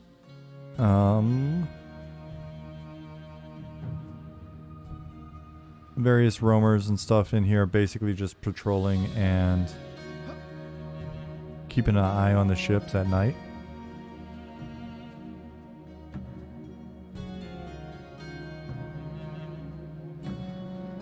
And then from something like this, we can actually start to treat it more like we do, like setting up the camps in Shaded Dunes. So I can look at how many guards we want to have in a certain area.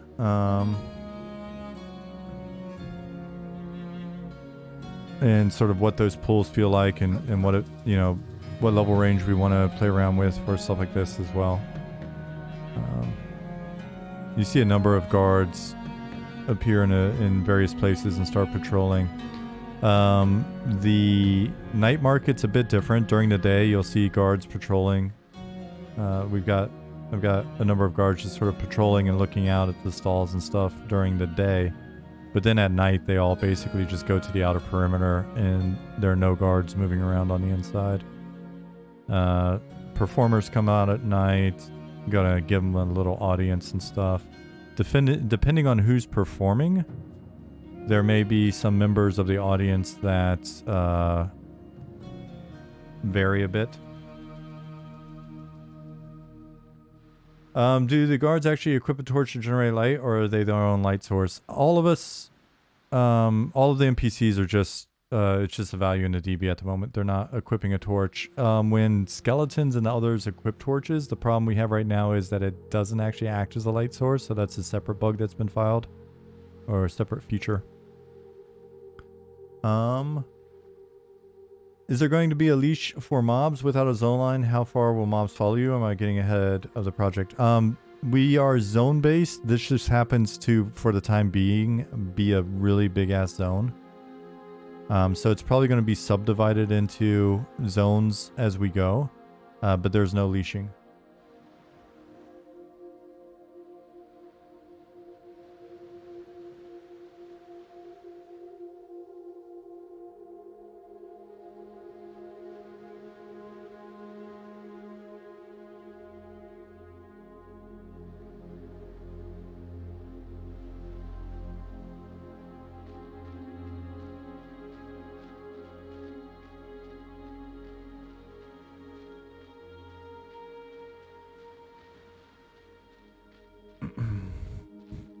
Let me zone and see what my frame rate is like. Zone.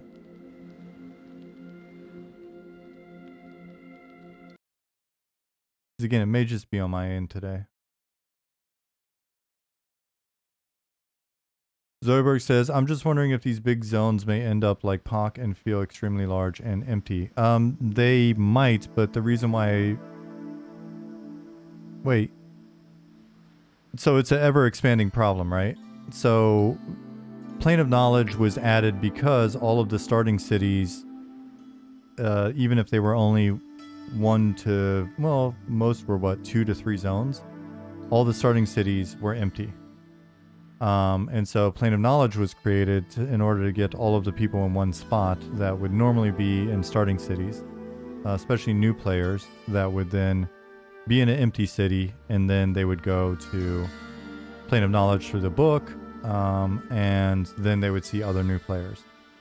So then later, if Plane of Knowledge was empty, it's because additional content was added that then made it so that you didn't need to go to Plane of Knowledge, right? And that was the original problem. Was first you had your starting cities, and then over time there was a starting city that's like Freeport or whatever that sort of became the key place to go. And then from there you go to, I guess in theory, maybe there was more of a distribution out to like Furiona V and the Over There. And then and then you had an entire race that was just sort of collected around Cabalus. And then from there, you've got people spread out even further, with some of them then in Thurgoden or Kale or Sky Shrine or other places. And then from there, you've got a whole new, they're on the moon, so they're even further distributed, with some people like basically being around, I don't know, whatever, Shadowhaven or Charval or whatever.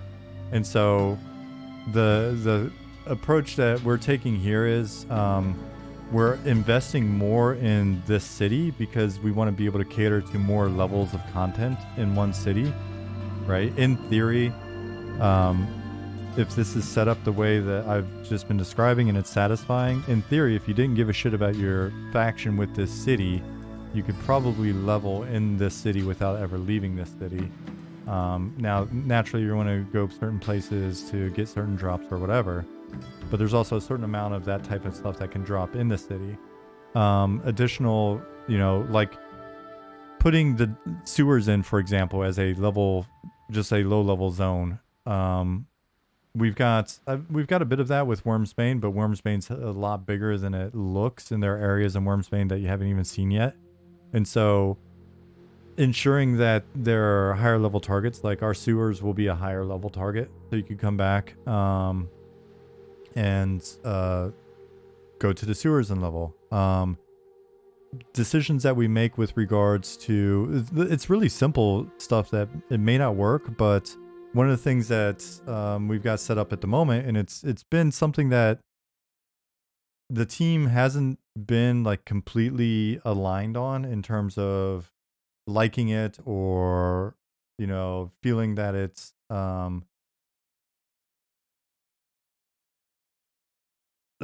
feeling that it's going to work or whatever. So we'll see. But even simple shit like the fact that if every merchant will just buy anything from you, then that means that the only merchant that matters is the closest one to you. But if you've got to go back to different merchants to be able to sell certain things, is it more of a pain in your ass? Of course it's more of a pain in your ass, but the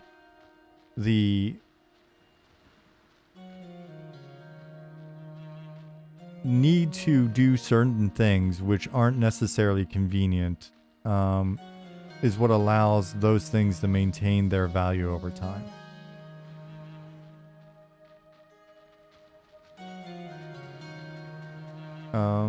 Nicodemus said, I like the starting cities concept. It was a bit of disappointment with... Oh. Let me make myself invulnerable.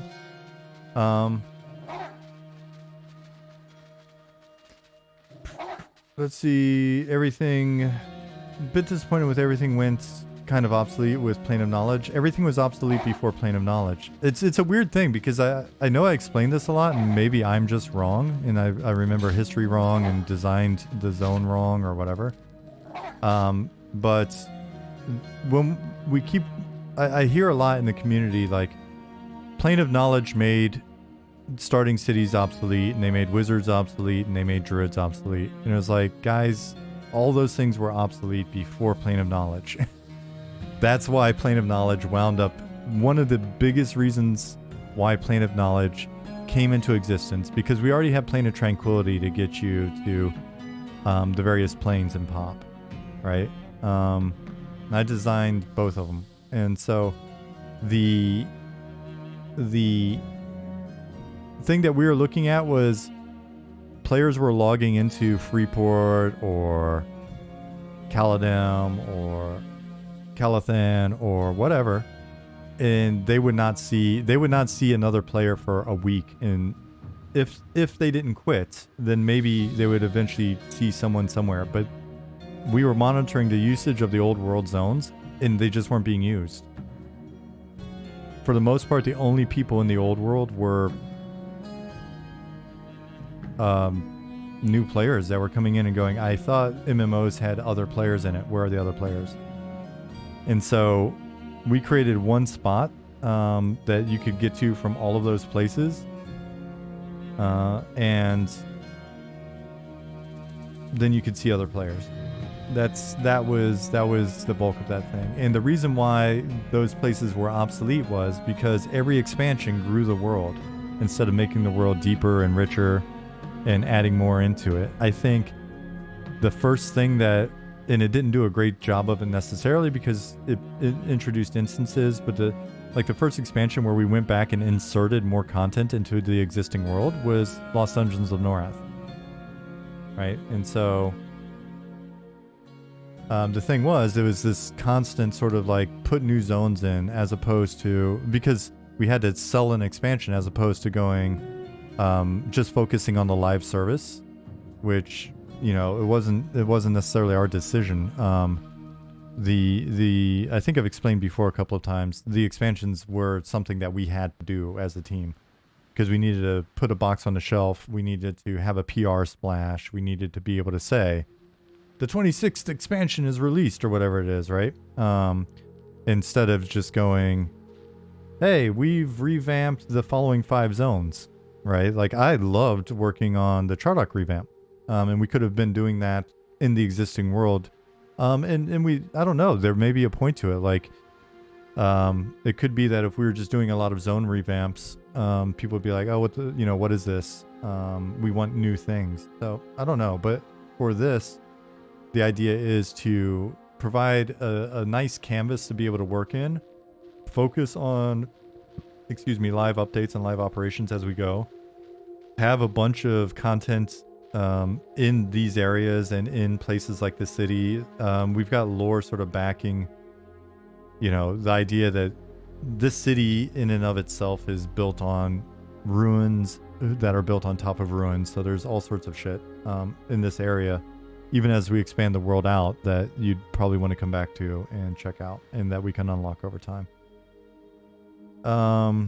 So yeah, let's see. Acceptable level of pain in the ass balance is needed. Some things should be harder to accomplish. Sure, but some of it's also just like establishing a rule that we think makes sense, and then if we find that it's doing what we'd hope for it to do, not invalidating it for convenience sake. You know what I mean?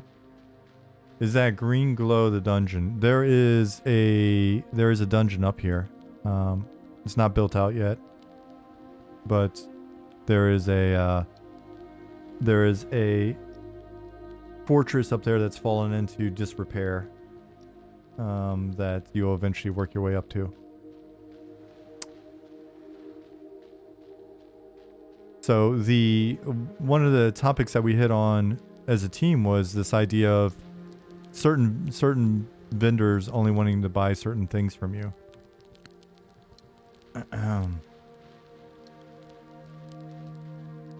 And once you realize who buys what, then it's easy for me to be like, all right, I've got a bunch of animal parts. These guys will actually buy animal parts from me. And so I come here and I sell the animal parts to them, but they don't want to buy weapons and shit from me. But I know where to sell weapons. And it's the same thing with, there's a tannery over here. And so if I've got hides or furs or whatever, I just take them over there. There is a gnome around the corner, the shifty gnome, that will buy all sorts of things, but he ripped me off in the process. So if I just want to dump some stuff, I can do it there, I guess. But it creates a little bit of a loop for me when I fill up my inventory to run back into town, and I'll go to the market to sell cloth and rusty weapons. I'll run over here to sell animal bits to the cook. I'll run over to the tannery to sell some hides and furs. I buy my food and stuff in the inn. If I'm running low, I know where to pick up some additional torches if I need them, right? My torch just ran out. So it's it can be a pain in the ass initially, but the idea is if we can't make selling, if we can't have the NPCs have specific purposes when selling, we'll quickly find that their value to you as merchants with their base lists, because so much of your gear and so much of what you value is either coming from adventuring or crafting, their base lists are going to quickly be of no value to you. But then the other thing that happens is, all right, if I'm just wanting to sell shit really quick, and maybe I've got some fine steel weapons or whatever, I'm still going to go to the weapons guy. And then the weapons guy will have that stuff on him because he starts with a pretty meager list of stuff. All the merchants start with pretty meager sort of selection. But then when I'm like, oh, I wonder if the weapons guy's got anything interesting, or I wonder if the armor, I know there are like 3 different dudes that sell armor throughout the city. Let me go check those out and see what they've got on them. And we can be more, we can be as specific as we like with that. Mad John, thank you for the follow.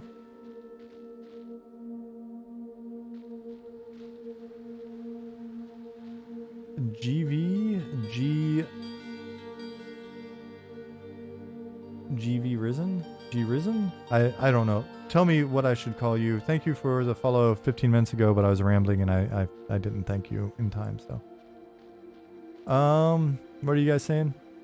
I actually like this idea, a whole sub-economy of people like, hey man, I'll buy all your stuff and go sell it for myself, X% cheaper. So a couple of things that we're going to facilitate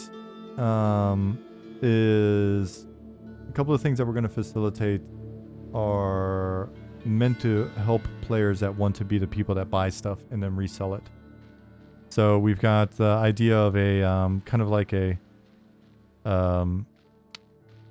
consignment or escrow bag that allows you to make deals with people that like to go sell stuff, and they keep a percentage, and you can do that safely. And then we've got pack animals that allow you to carry more shit, so you can load your pack animals up and take them around.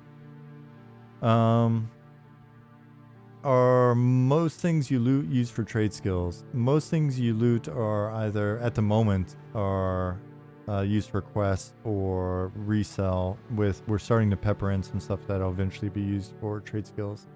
That's right. Papamo says, I like the idea of higher level content sending you back to your racial home cities at various seasons in your characters' lives, dynamic events that cause us to revisit areas at various levels to deal with incursions and events of that sort of thing. Yep. Yep, definitely going to work along those lines.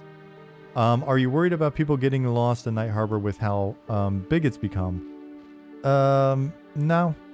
No, because I think over time, it's a fairly easy city to learn. So, and the NPCs will help you as well if you get lost. Like this merchant. Let me see. Maybe I'm lying, but this merchant here, random merchant. Where is the garrison? Is this flag not working? Maybe lying. I think I ran into that. Let me fix that right now if that's not working. Because I noticed that with like somebody else recently. So let me fix this shit. We'll go to point of interest system.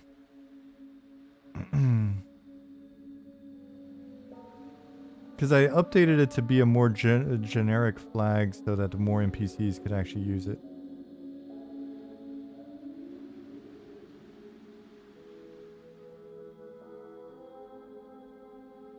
Alright, so directions.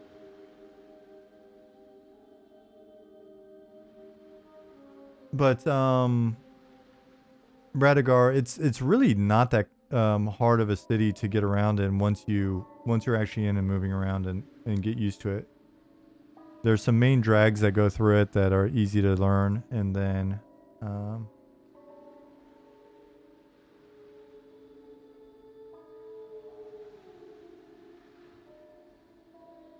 let's see. Tags. That's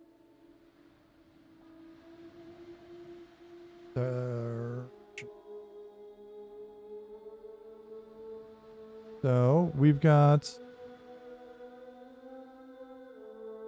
Let me find this NPC. Rusty.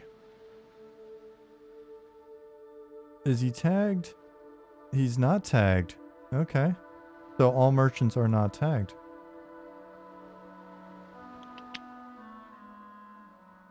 So let's take him.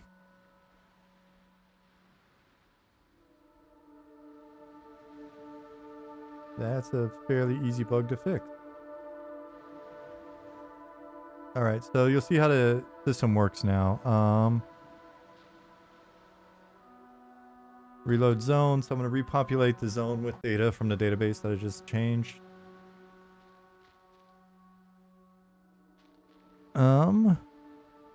I'm lost. Where is the garrison? Garrison can be found a ways to the southwest of here. Okay. Where is the Concourse of Souls? Concourse of Souls can be found quite a ways to the northeast of here. Okay.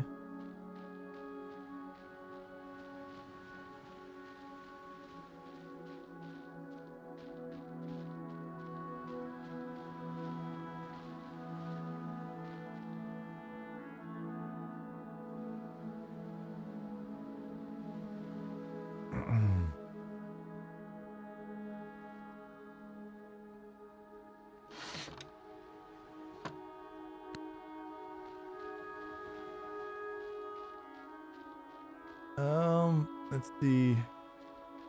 Papamo said, by the way, it's been a bit since I've watched the stream. Since you changed the time, glad to see progress you all are making. Oh, thank you.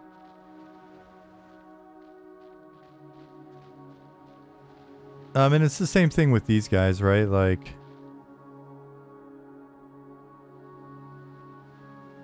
where is the bank? Bank can be found not too far to the north of here. I've learned as a player that the mountains are on the north side. The water is on the south side. And so I can orientate myself.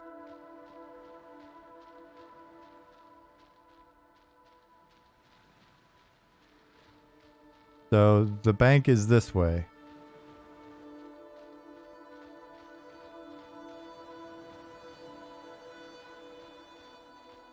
There's a sign for the tannery over there. I guess I can look and see. Nope, there it is. But in theory, I could run right by it and I'll go up to this guy and get the opposite direction.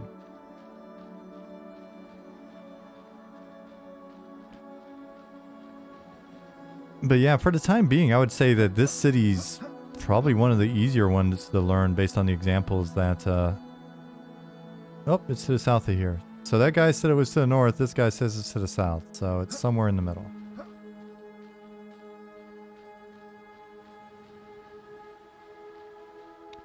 We'll see how the layout changes as we continue to sort of go in and refine it.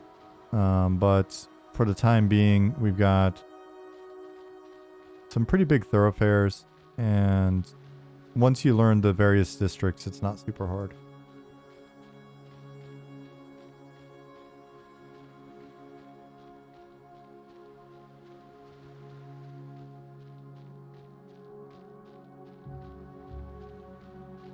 So you can go down this way and follow the main area.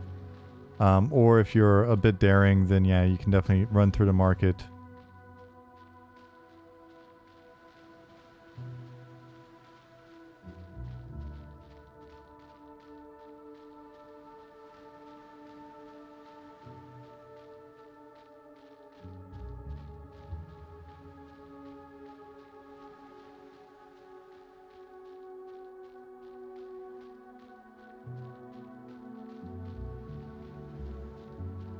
So there's a bit of a shortcut.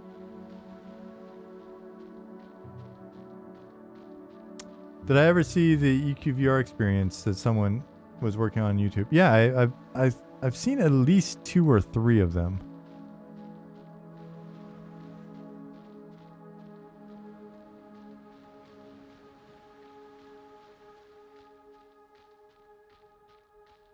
Will there be a common language among all players, or will players have to learn racial languages to talk to other races, secret or forgotten languages?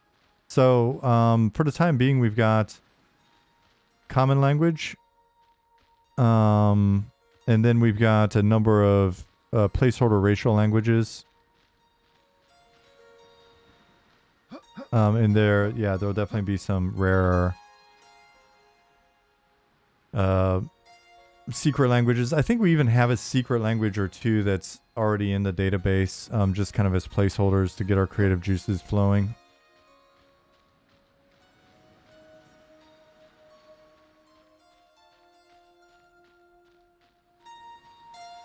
I think between players it's going to be less of an issue, but players with NPCs is where it'll provide a lot more value.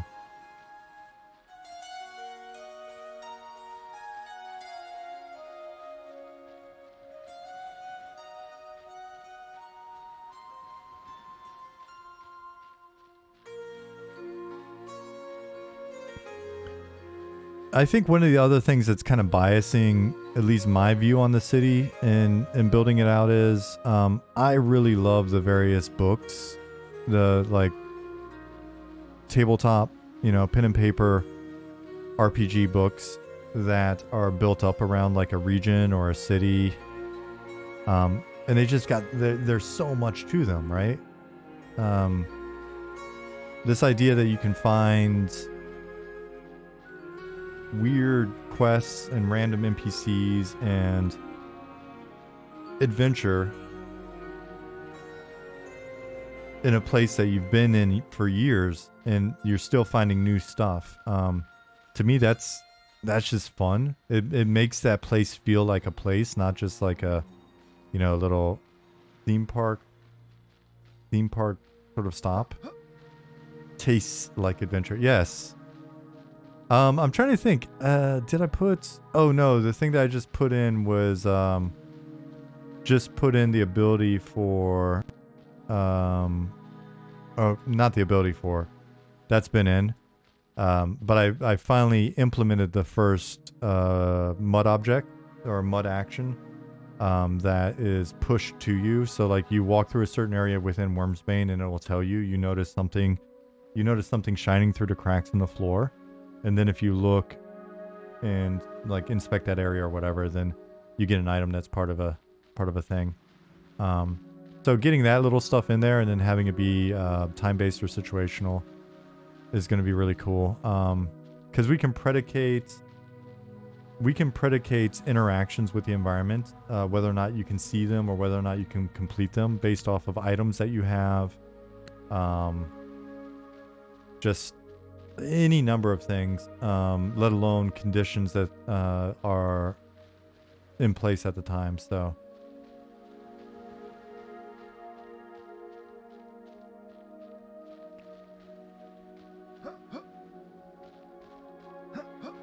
what's going on, Monty? How are you?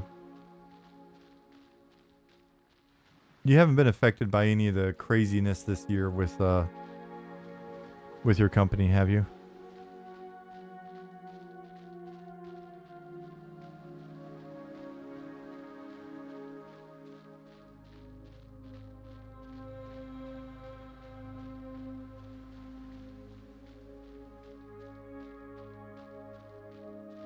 And I do think I do really like the idea. Like Ollie's always been, and I've kind of been like, at first I wasn't sure how I felt about non-instance like player housing, in you know it being essentially a finite resource and occupying a certain amount of space in the world. But you know, over the years as we've talked about it and as the city's coming together, I just love this idea of, you know, there being some of these areas where, you know, you're really dying for that opportunity to be able to own this one place that's got, you know, it's just in an interesting location or it's got a rad view or whatever. And I'm hoping what that leads to is you'll see a number of players moving around naturally in the city just because they're going to their homes, right? They're going to the places that they're renting. So between the utility in terms of the usual stuff, merchants and trainers, but then also quests and adventure targets, and then player housing, having to go back to different vendors to sell, all of that stuff. I'm just really hoping that the city, and then not building the world out too far and sort of segmenting players. I'm really hoping that the city just sort of maintains that feeling of you know, being populated and being alive a bit longer than what we've seen in other games. So. Can you Airbnb your player house? Maybe indirectly. I mean, in theory, you could.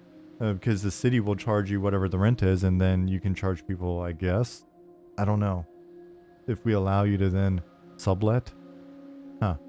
So, Monty said, nope, have not been affected in a solid place, fortunately. Thanks for checking. Yeah, right on, dude.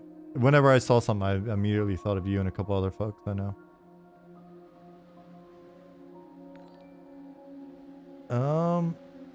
Dumian asked, or is it Dumian or Dumian? Asked, have you thought at all about the game economy? Is it all going to be trade-based, or will it be an auction house or bazaar-like mechanism? To start with, we're supporting a combination of let me back up. We're trying to maintain the feel of players actively auctioning as opposed Dumian. Okay. As opposed to there just being an auction house that you load stuff on and walk away. Or a bazaar where you can just sort of park your character and people can click on you and buy wares off of you. We're starting with the sort of standard active auctioning where players are saying, hey, I've got these things, who wants to buy them? And then we're putting in mechanisms by which you can give players your items to sell. in a secure manner. So I was mentioning this a few minutes ago. The idea is containers that have rules associated with them that act as a consignment or an escrow container. And so you agree on the terms.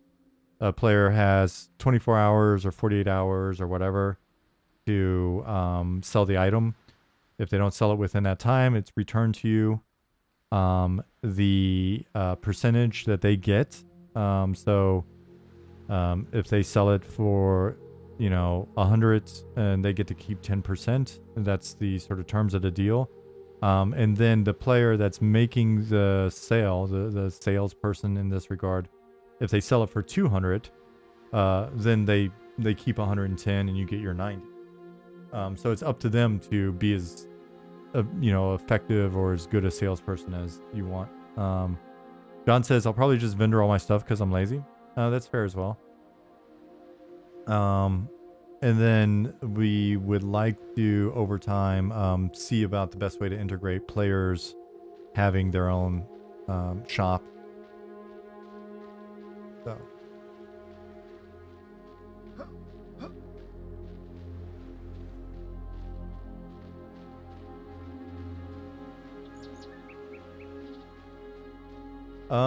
More on topic, feel free to tell me. No, I won't tell you to STFU. With no auction house type system, have you thought about how the chat log will work? I make the TLP auction site for EQ, and working on their chat is not fun.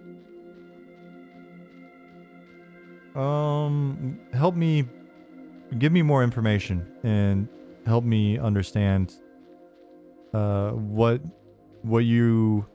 problems you're running into so that I can maybe answer your question better.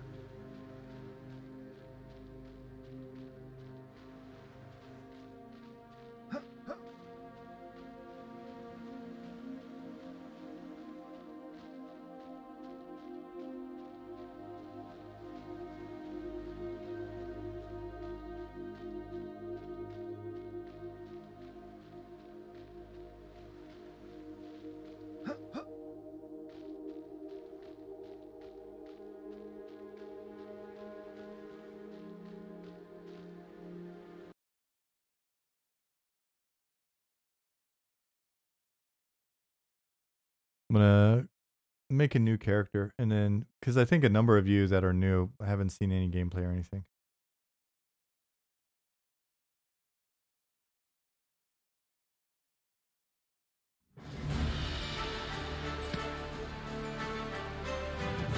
So main problem with EQ log is there's no limiter or tokenization for the item names themselves. For example, if you want to sell an item and you link it in a message like wanted to sell short sword in the EQ chat log, it logs out as a wanted to sell short sword. There's no way to know that short sword was an item other than by tokenizing the strings and comparing to the known item list. It's rather complex and annoying, especially when you have items like short sword, or cash or whatever. But this is in facilitating an out-of-game fight.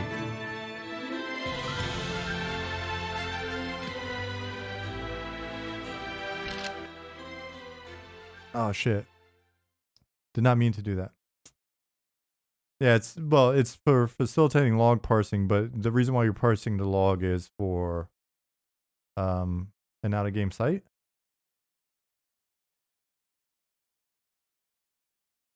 Yeah, Monty. Oh, okay. I'll be honest with you, I haven't really thought much about that. That'd be a good one for us to discuss with the team overall. Because I haven't I don't have an established point of view on the degree to which we would make your life easier. I mean, that said, I've caught myself watching like P99 auctions. It's not your life. Thinking log parsing easier in general. I think it'll come down to what we're expecting to be parsed. Because there's some parsing where it's like, for example, DPS parsing. Not necessarily a huge fan of what it can do for, you know, when it's sort of an active DPS parsing and display of like DPS in game. Not a huge fan because then all of a sudden I get yelled at for playing a hunter the wrong way. That was basically in Wrath of the Lich King when that became more of a thing. That's when I started really realizing that I didn't like the community anymore and was starting to not like to play my main anymore. But for things like we've got a website that we're maintaining and we want to mine your data as much as possible in order to put that out there and make it easily searchable and build community around that. That's like, all right, fine, I guess. So I think it's just going to be something we'll have to talk about in more detail as we get closer. Sorry. It is very loud until I get back in game. Create new character. Human.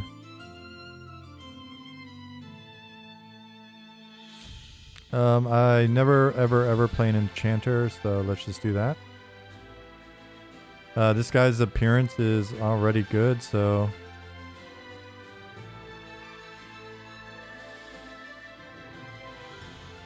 yeah, still rocking the placeholder jock strap.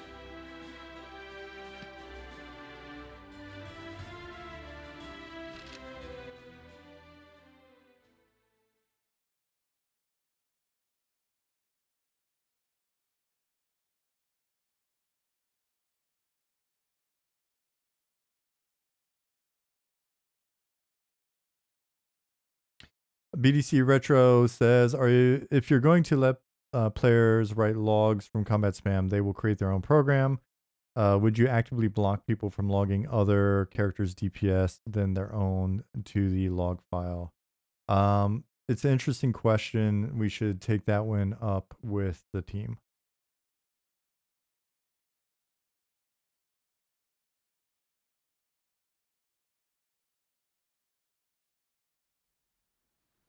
Insidious Being says, I feel like things like Raider.io and DPS meters turn the game from co-op to competitive and really changes the way people interact with each other for the worse. I won't argue with that. I think there are probably different opinions on the team as to the degree to which that happens, and its impact. While I'm thinking about it, let me fix this really quick. See, the book starts there.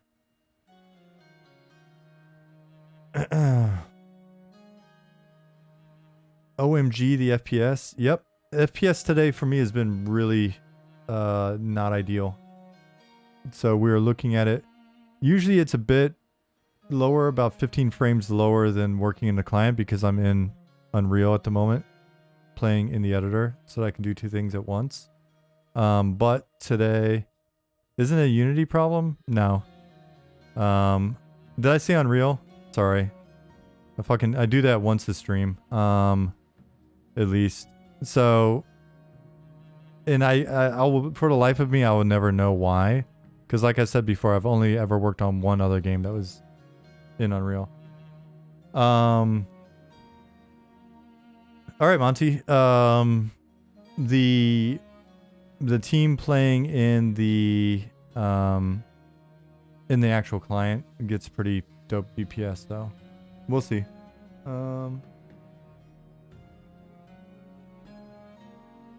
Have you seen the video of the guy showing EQ1 in Unreal 5? I haven't seen it in Unreal 5.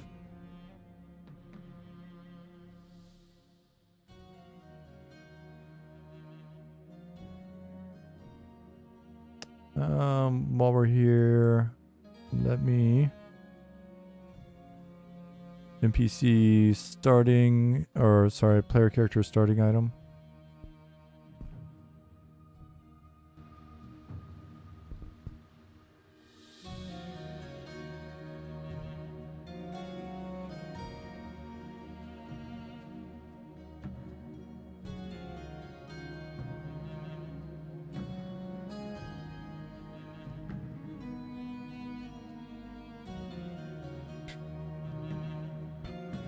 Race class starting item.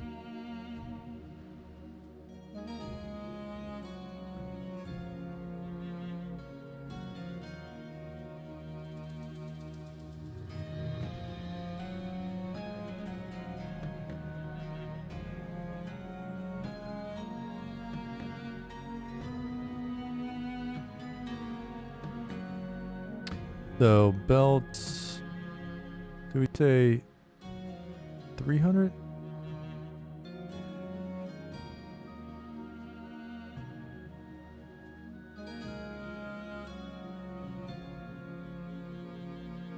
Let's see if that's right first.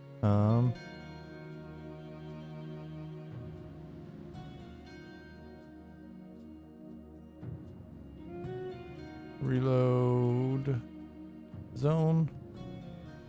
GM on. Reload zone.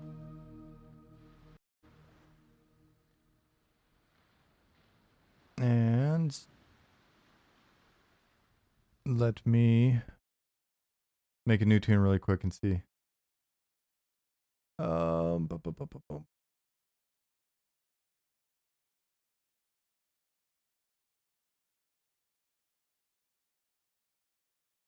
Random question of the day. What game, if any, do you find yourself playing most lately? Hobgoblin.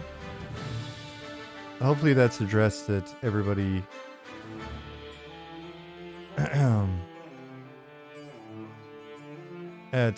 Everybody in here. Because I'll be real honest with you. Aside from getting into Eminem, I really haven't had much time to play anything lately. Create new character. Another enchanter. To be deleted. Great. Interworld.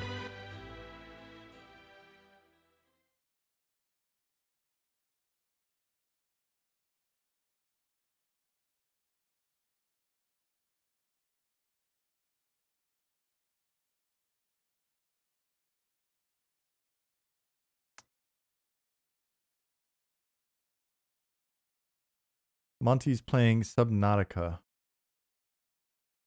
Their development process was, it's really cool to sort of go back and see how they handled it. There's definitely some inspiration there. Nicodemus said, probably only downfall to making games, not enough time to play games. It's actually, it's a bigger challenge than I think people realize.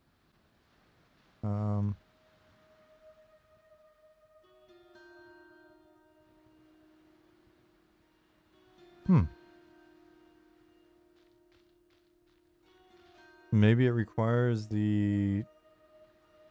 something beyond just bouncing zone data?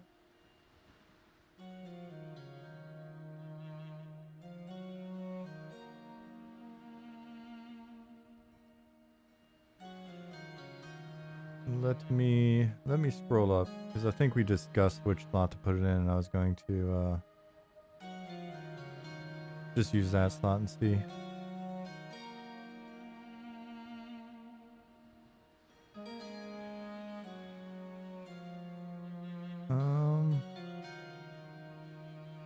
But I forget where it was discussed.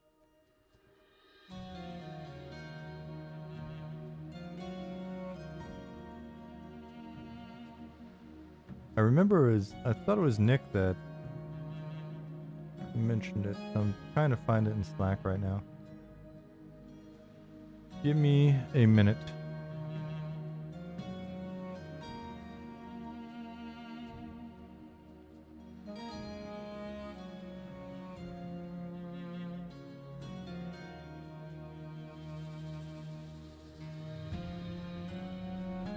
Still looking. Still looking. Still looking.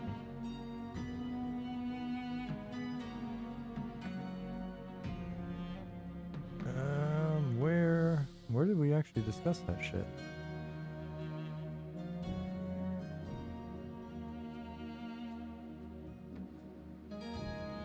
Oh, I don't see it. I'll search then.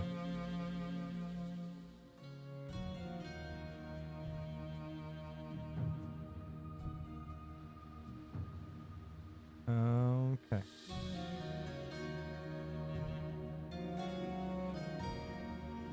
Spellbook.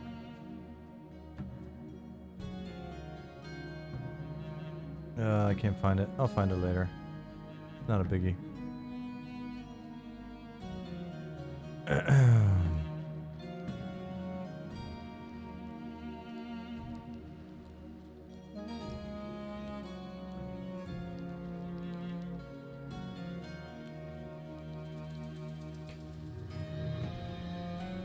Yeah, I think as soon as I'm done with the stream, I'm going to restart my machine and then look at the frame rate again and just see.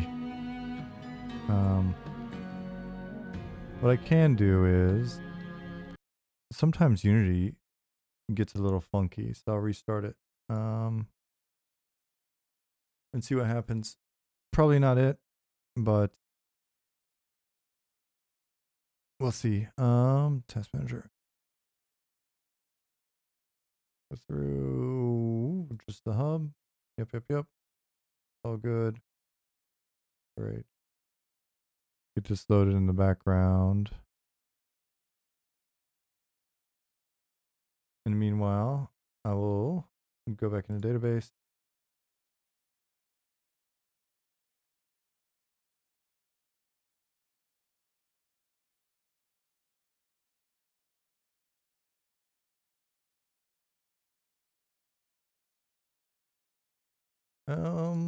Search again.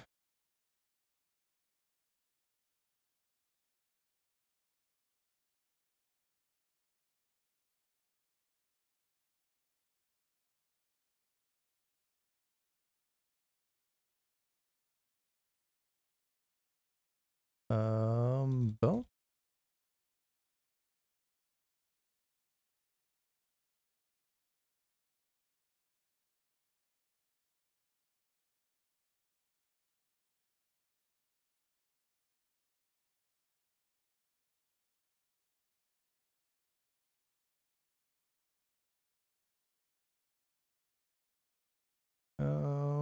Let's see. Found it. All right. So E300. Yeah. So E300 should work. So I can just continue to update it there.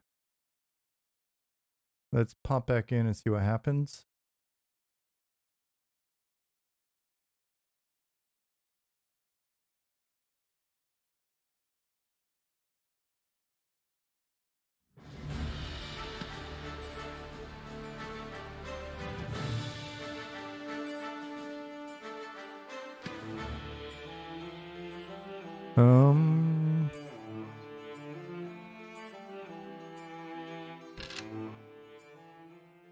We'll see. And with us, frame rate's been a thing where, again, I'm a decent test case because my machine's not necessarily as good as everybody else's. But we have our periods where sometimes it's really good, and then we find there's an issue, and Ollie digs in and fixes it, and then it goes back up. So, yeah, we'll see.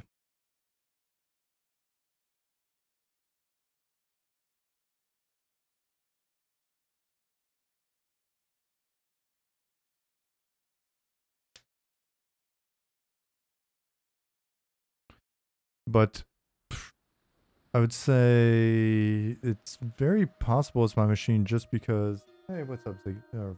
Rune.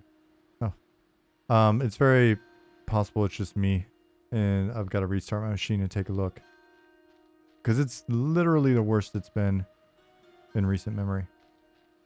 Which is odd because like 2 days ago is like, holy shit, this actually feels really nice. What did we change? So I have no idea. Yeah, because that didn't change at all.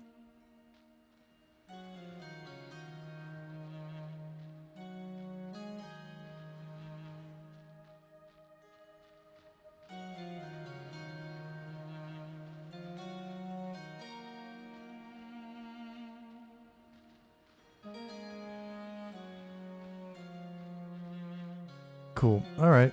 So that is what it is for now. I'll update these really quick.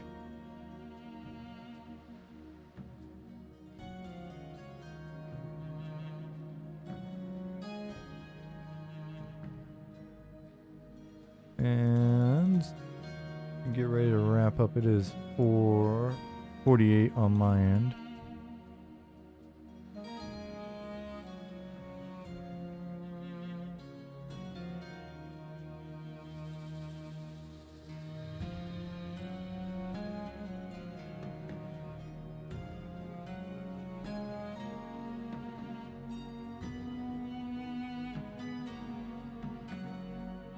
those of you that are SQL experts and database dudes or whatever probably cringe as I do this, but being a simpleton, a lot of times it's easy just for me to come in and brute force, make a bunch of changes.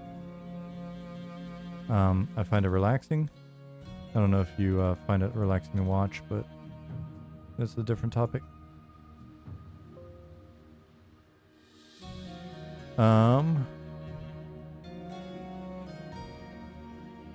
Back in the day, we would basically just look and see, you know, I would just do it in Excel. I'd drag it in Excel and then paste it back in. Could be sketchy at times, but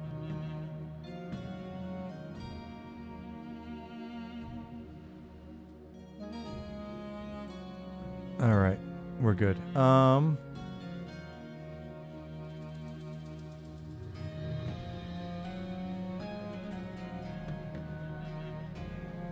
So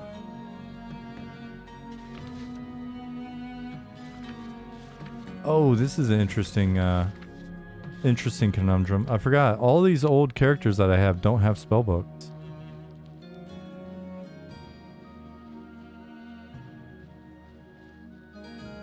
Which then makes for... Let me summon one. Not with Swedish keyboard. SI, spellbook. Cool. Where did I just put it? Why did it disappear when I right-clicked it? Where did it go?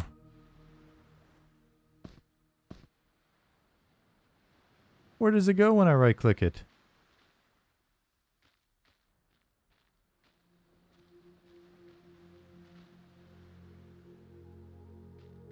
What in the world?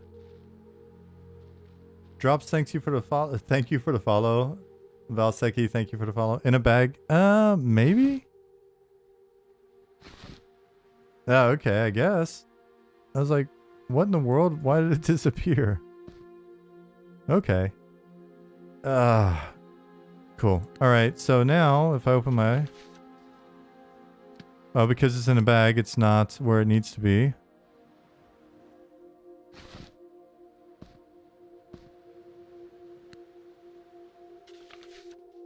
Still not where it needs to be.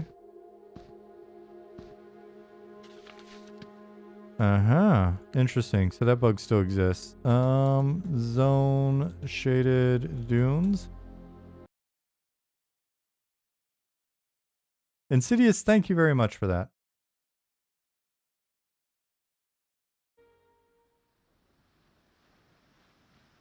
Will the basic spell book only cost 1 copper in case a newbie deletes it? Or maybe you can do simple fetch quest to get a new one?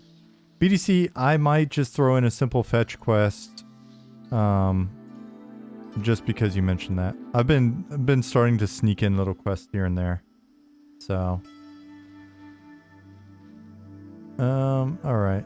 So.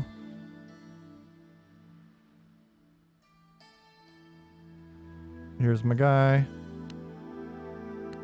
What about now? Still nada.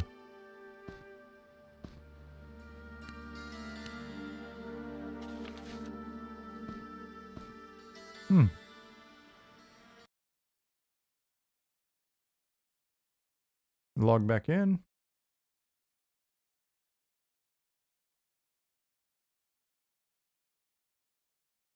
Not an MMO without rats. Rats and skeletons and barrels and bats.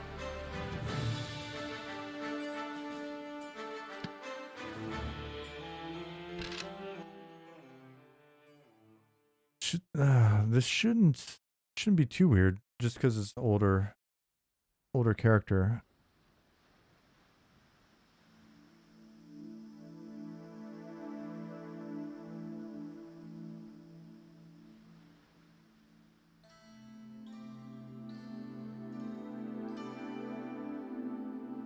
Are you gonna have mimics in game that randomly appear?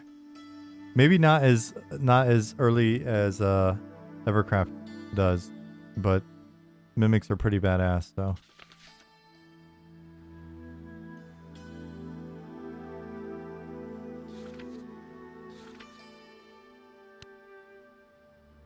Yeah, I think this may just be an issue related to the fact that it's a older character. We'll try. We'll see if I can kind of somewhat, sort of recreate it on the new enchanter.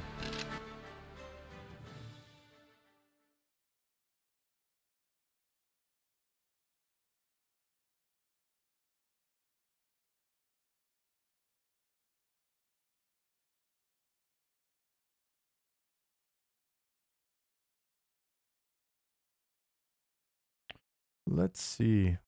Yeah, everything has just been slow today. I don't think it's the build. I don't think it's the game. I think it's my machine.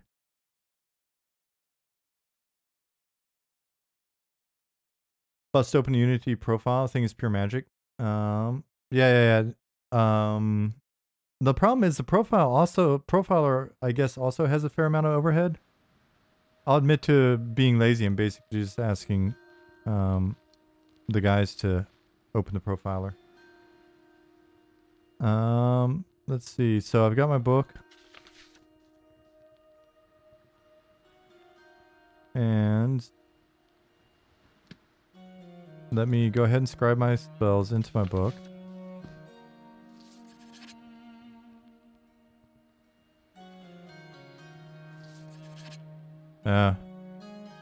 Into the right spot in my book. There was a list of feedback on... oh, nice. I just... yeah,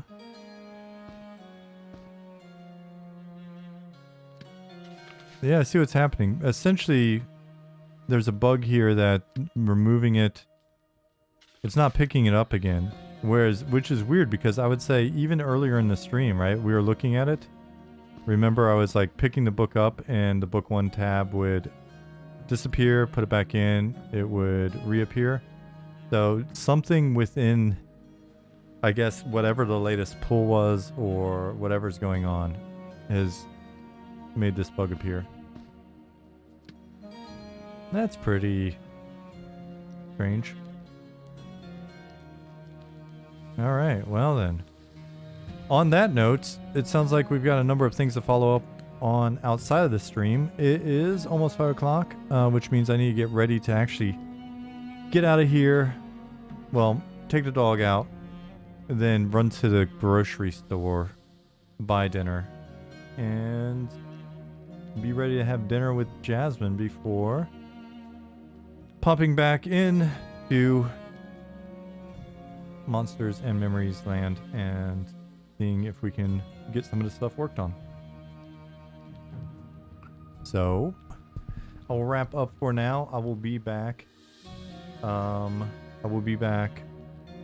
Thursday. Hello, Ishiwatari. I think I see you up there. Did I see you up there? Yep, I saw you up there. Yep, 5 minutes is it. Actually, I think I'm robbing you of at least 3. Do they call them grocery stores in Germany or something else? In German, they call them something else. And I always just say I'm going to the Rewe, which is the grocery store that's right here near me. Well, I've got 3 of them within decent walking distance. Lebensmittel is groceries. Der Laden? Die Laden? Das Laden? Markt? Supermarkt? Whenever I say Markt, then Jasmine realizes I went to the farmer's market. Der Laden, der Supermarkt. Thank you, Ishiwatari. Vielen Dank. Alright, guys. Come here, Rooney. Say goodbye to everybody. Alright, there he is.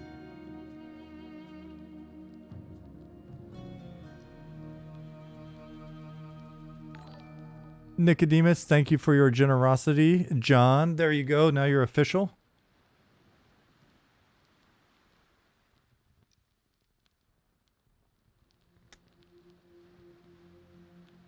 And BDC Retro, you're very welcome. Thanks everybody for being here today. I will be back on Thursday. And maybe I'll be able to show off some of the skeleton stuff and other stuff that just didn't work today. It seemed like almost everything I tried today didn't work. So it was just going to be one of those streams. Is he a husky or a Kleekai? He is a Kleekai. He is a tiny, almost a husky, part husky. He is even tinier in real life. This fisheye makes everything look big. See how big my hand is? It's not really that big. This dog is also not really that big. He's basically a big cat. All right, guys. I will see you on Thursday. I'm going to wrap up here. Thanks again for hanging out. Thank you for all of the wonderful questions. Those of you that are new here, apparently I've stopped telling people how to get to our website or our Discord. I apologize for that. I was preoccupied most of the stream. And if you want to watch some of our older videos and you haven't found it yet, we put all of these streams up on YouTube eventually. And you can watch some of the other guys doing environment art and character art and concepts and stuff like that there as well. So, Elemental, have a good one. Good to see you. Olgo, Chus. See you Thursday, Nicodemus. Thanks again. BDC Retro, see you. Chinny D, goodbye. Ishiwatare, Bispalds, bye John. Enjoy your gift stub.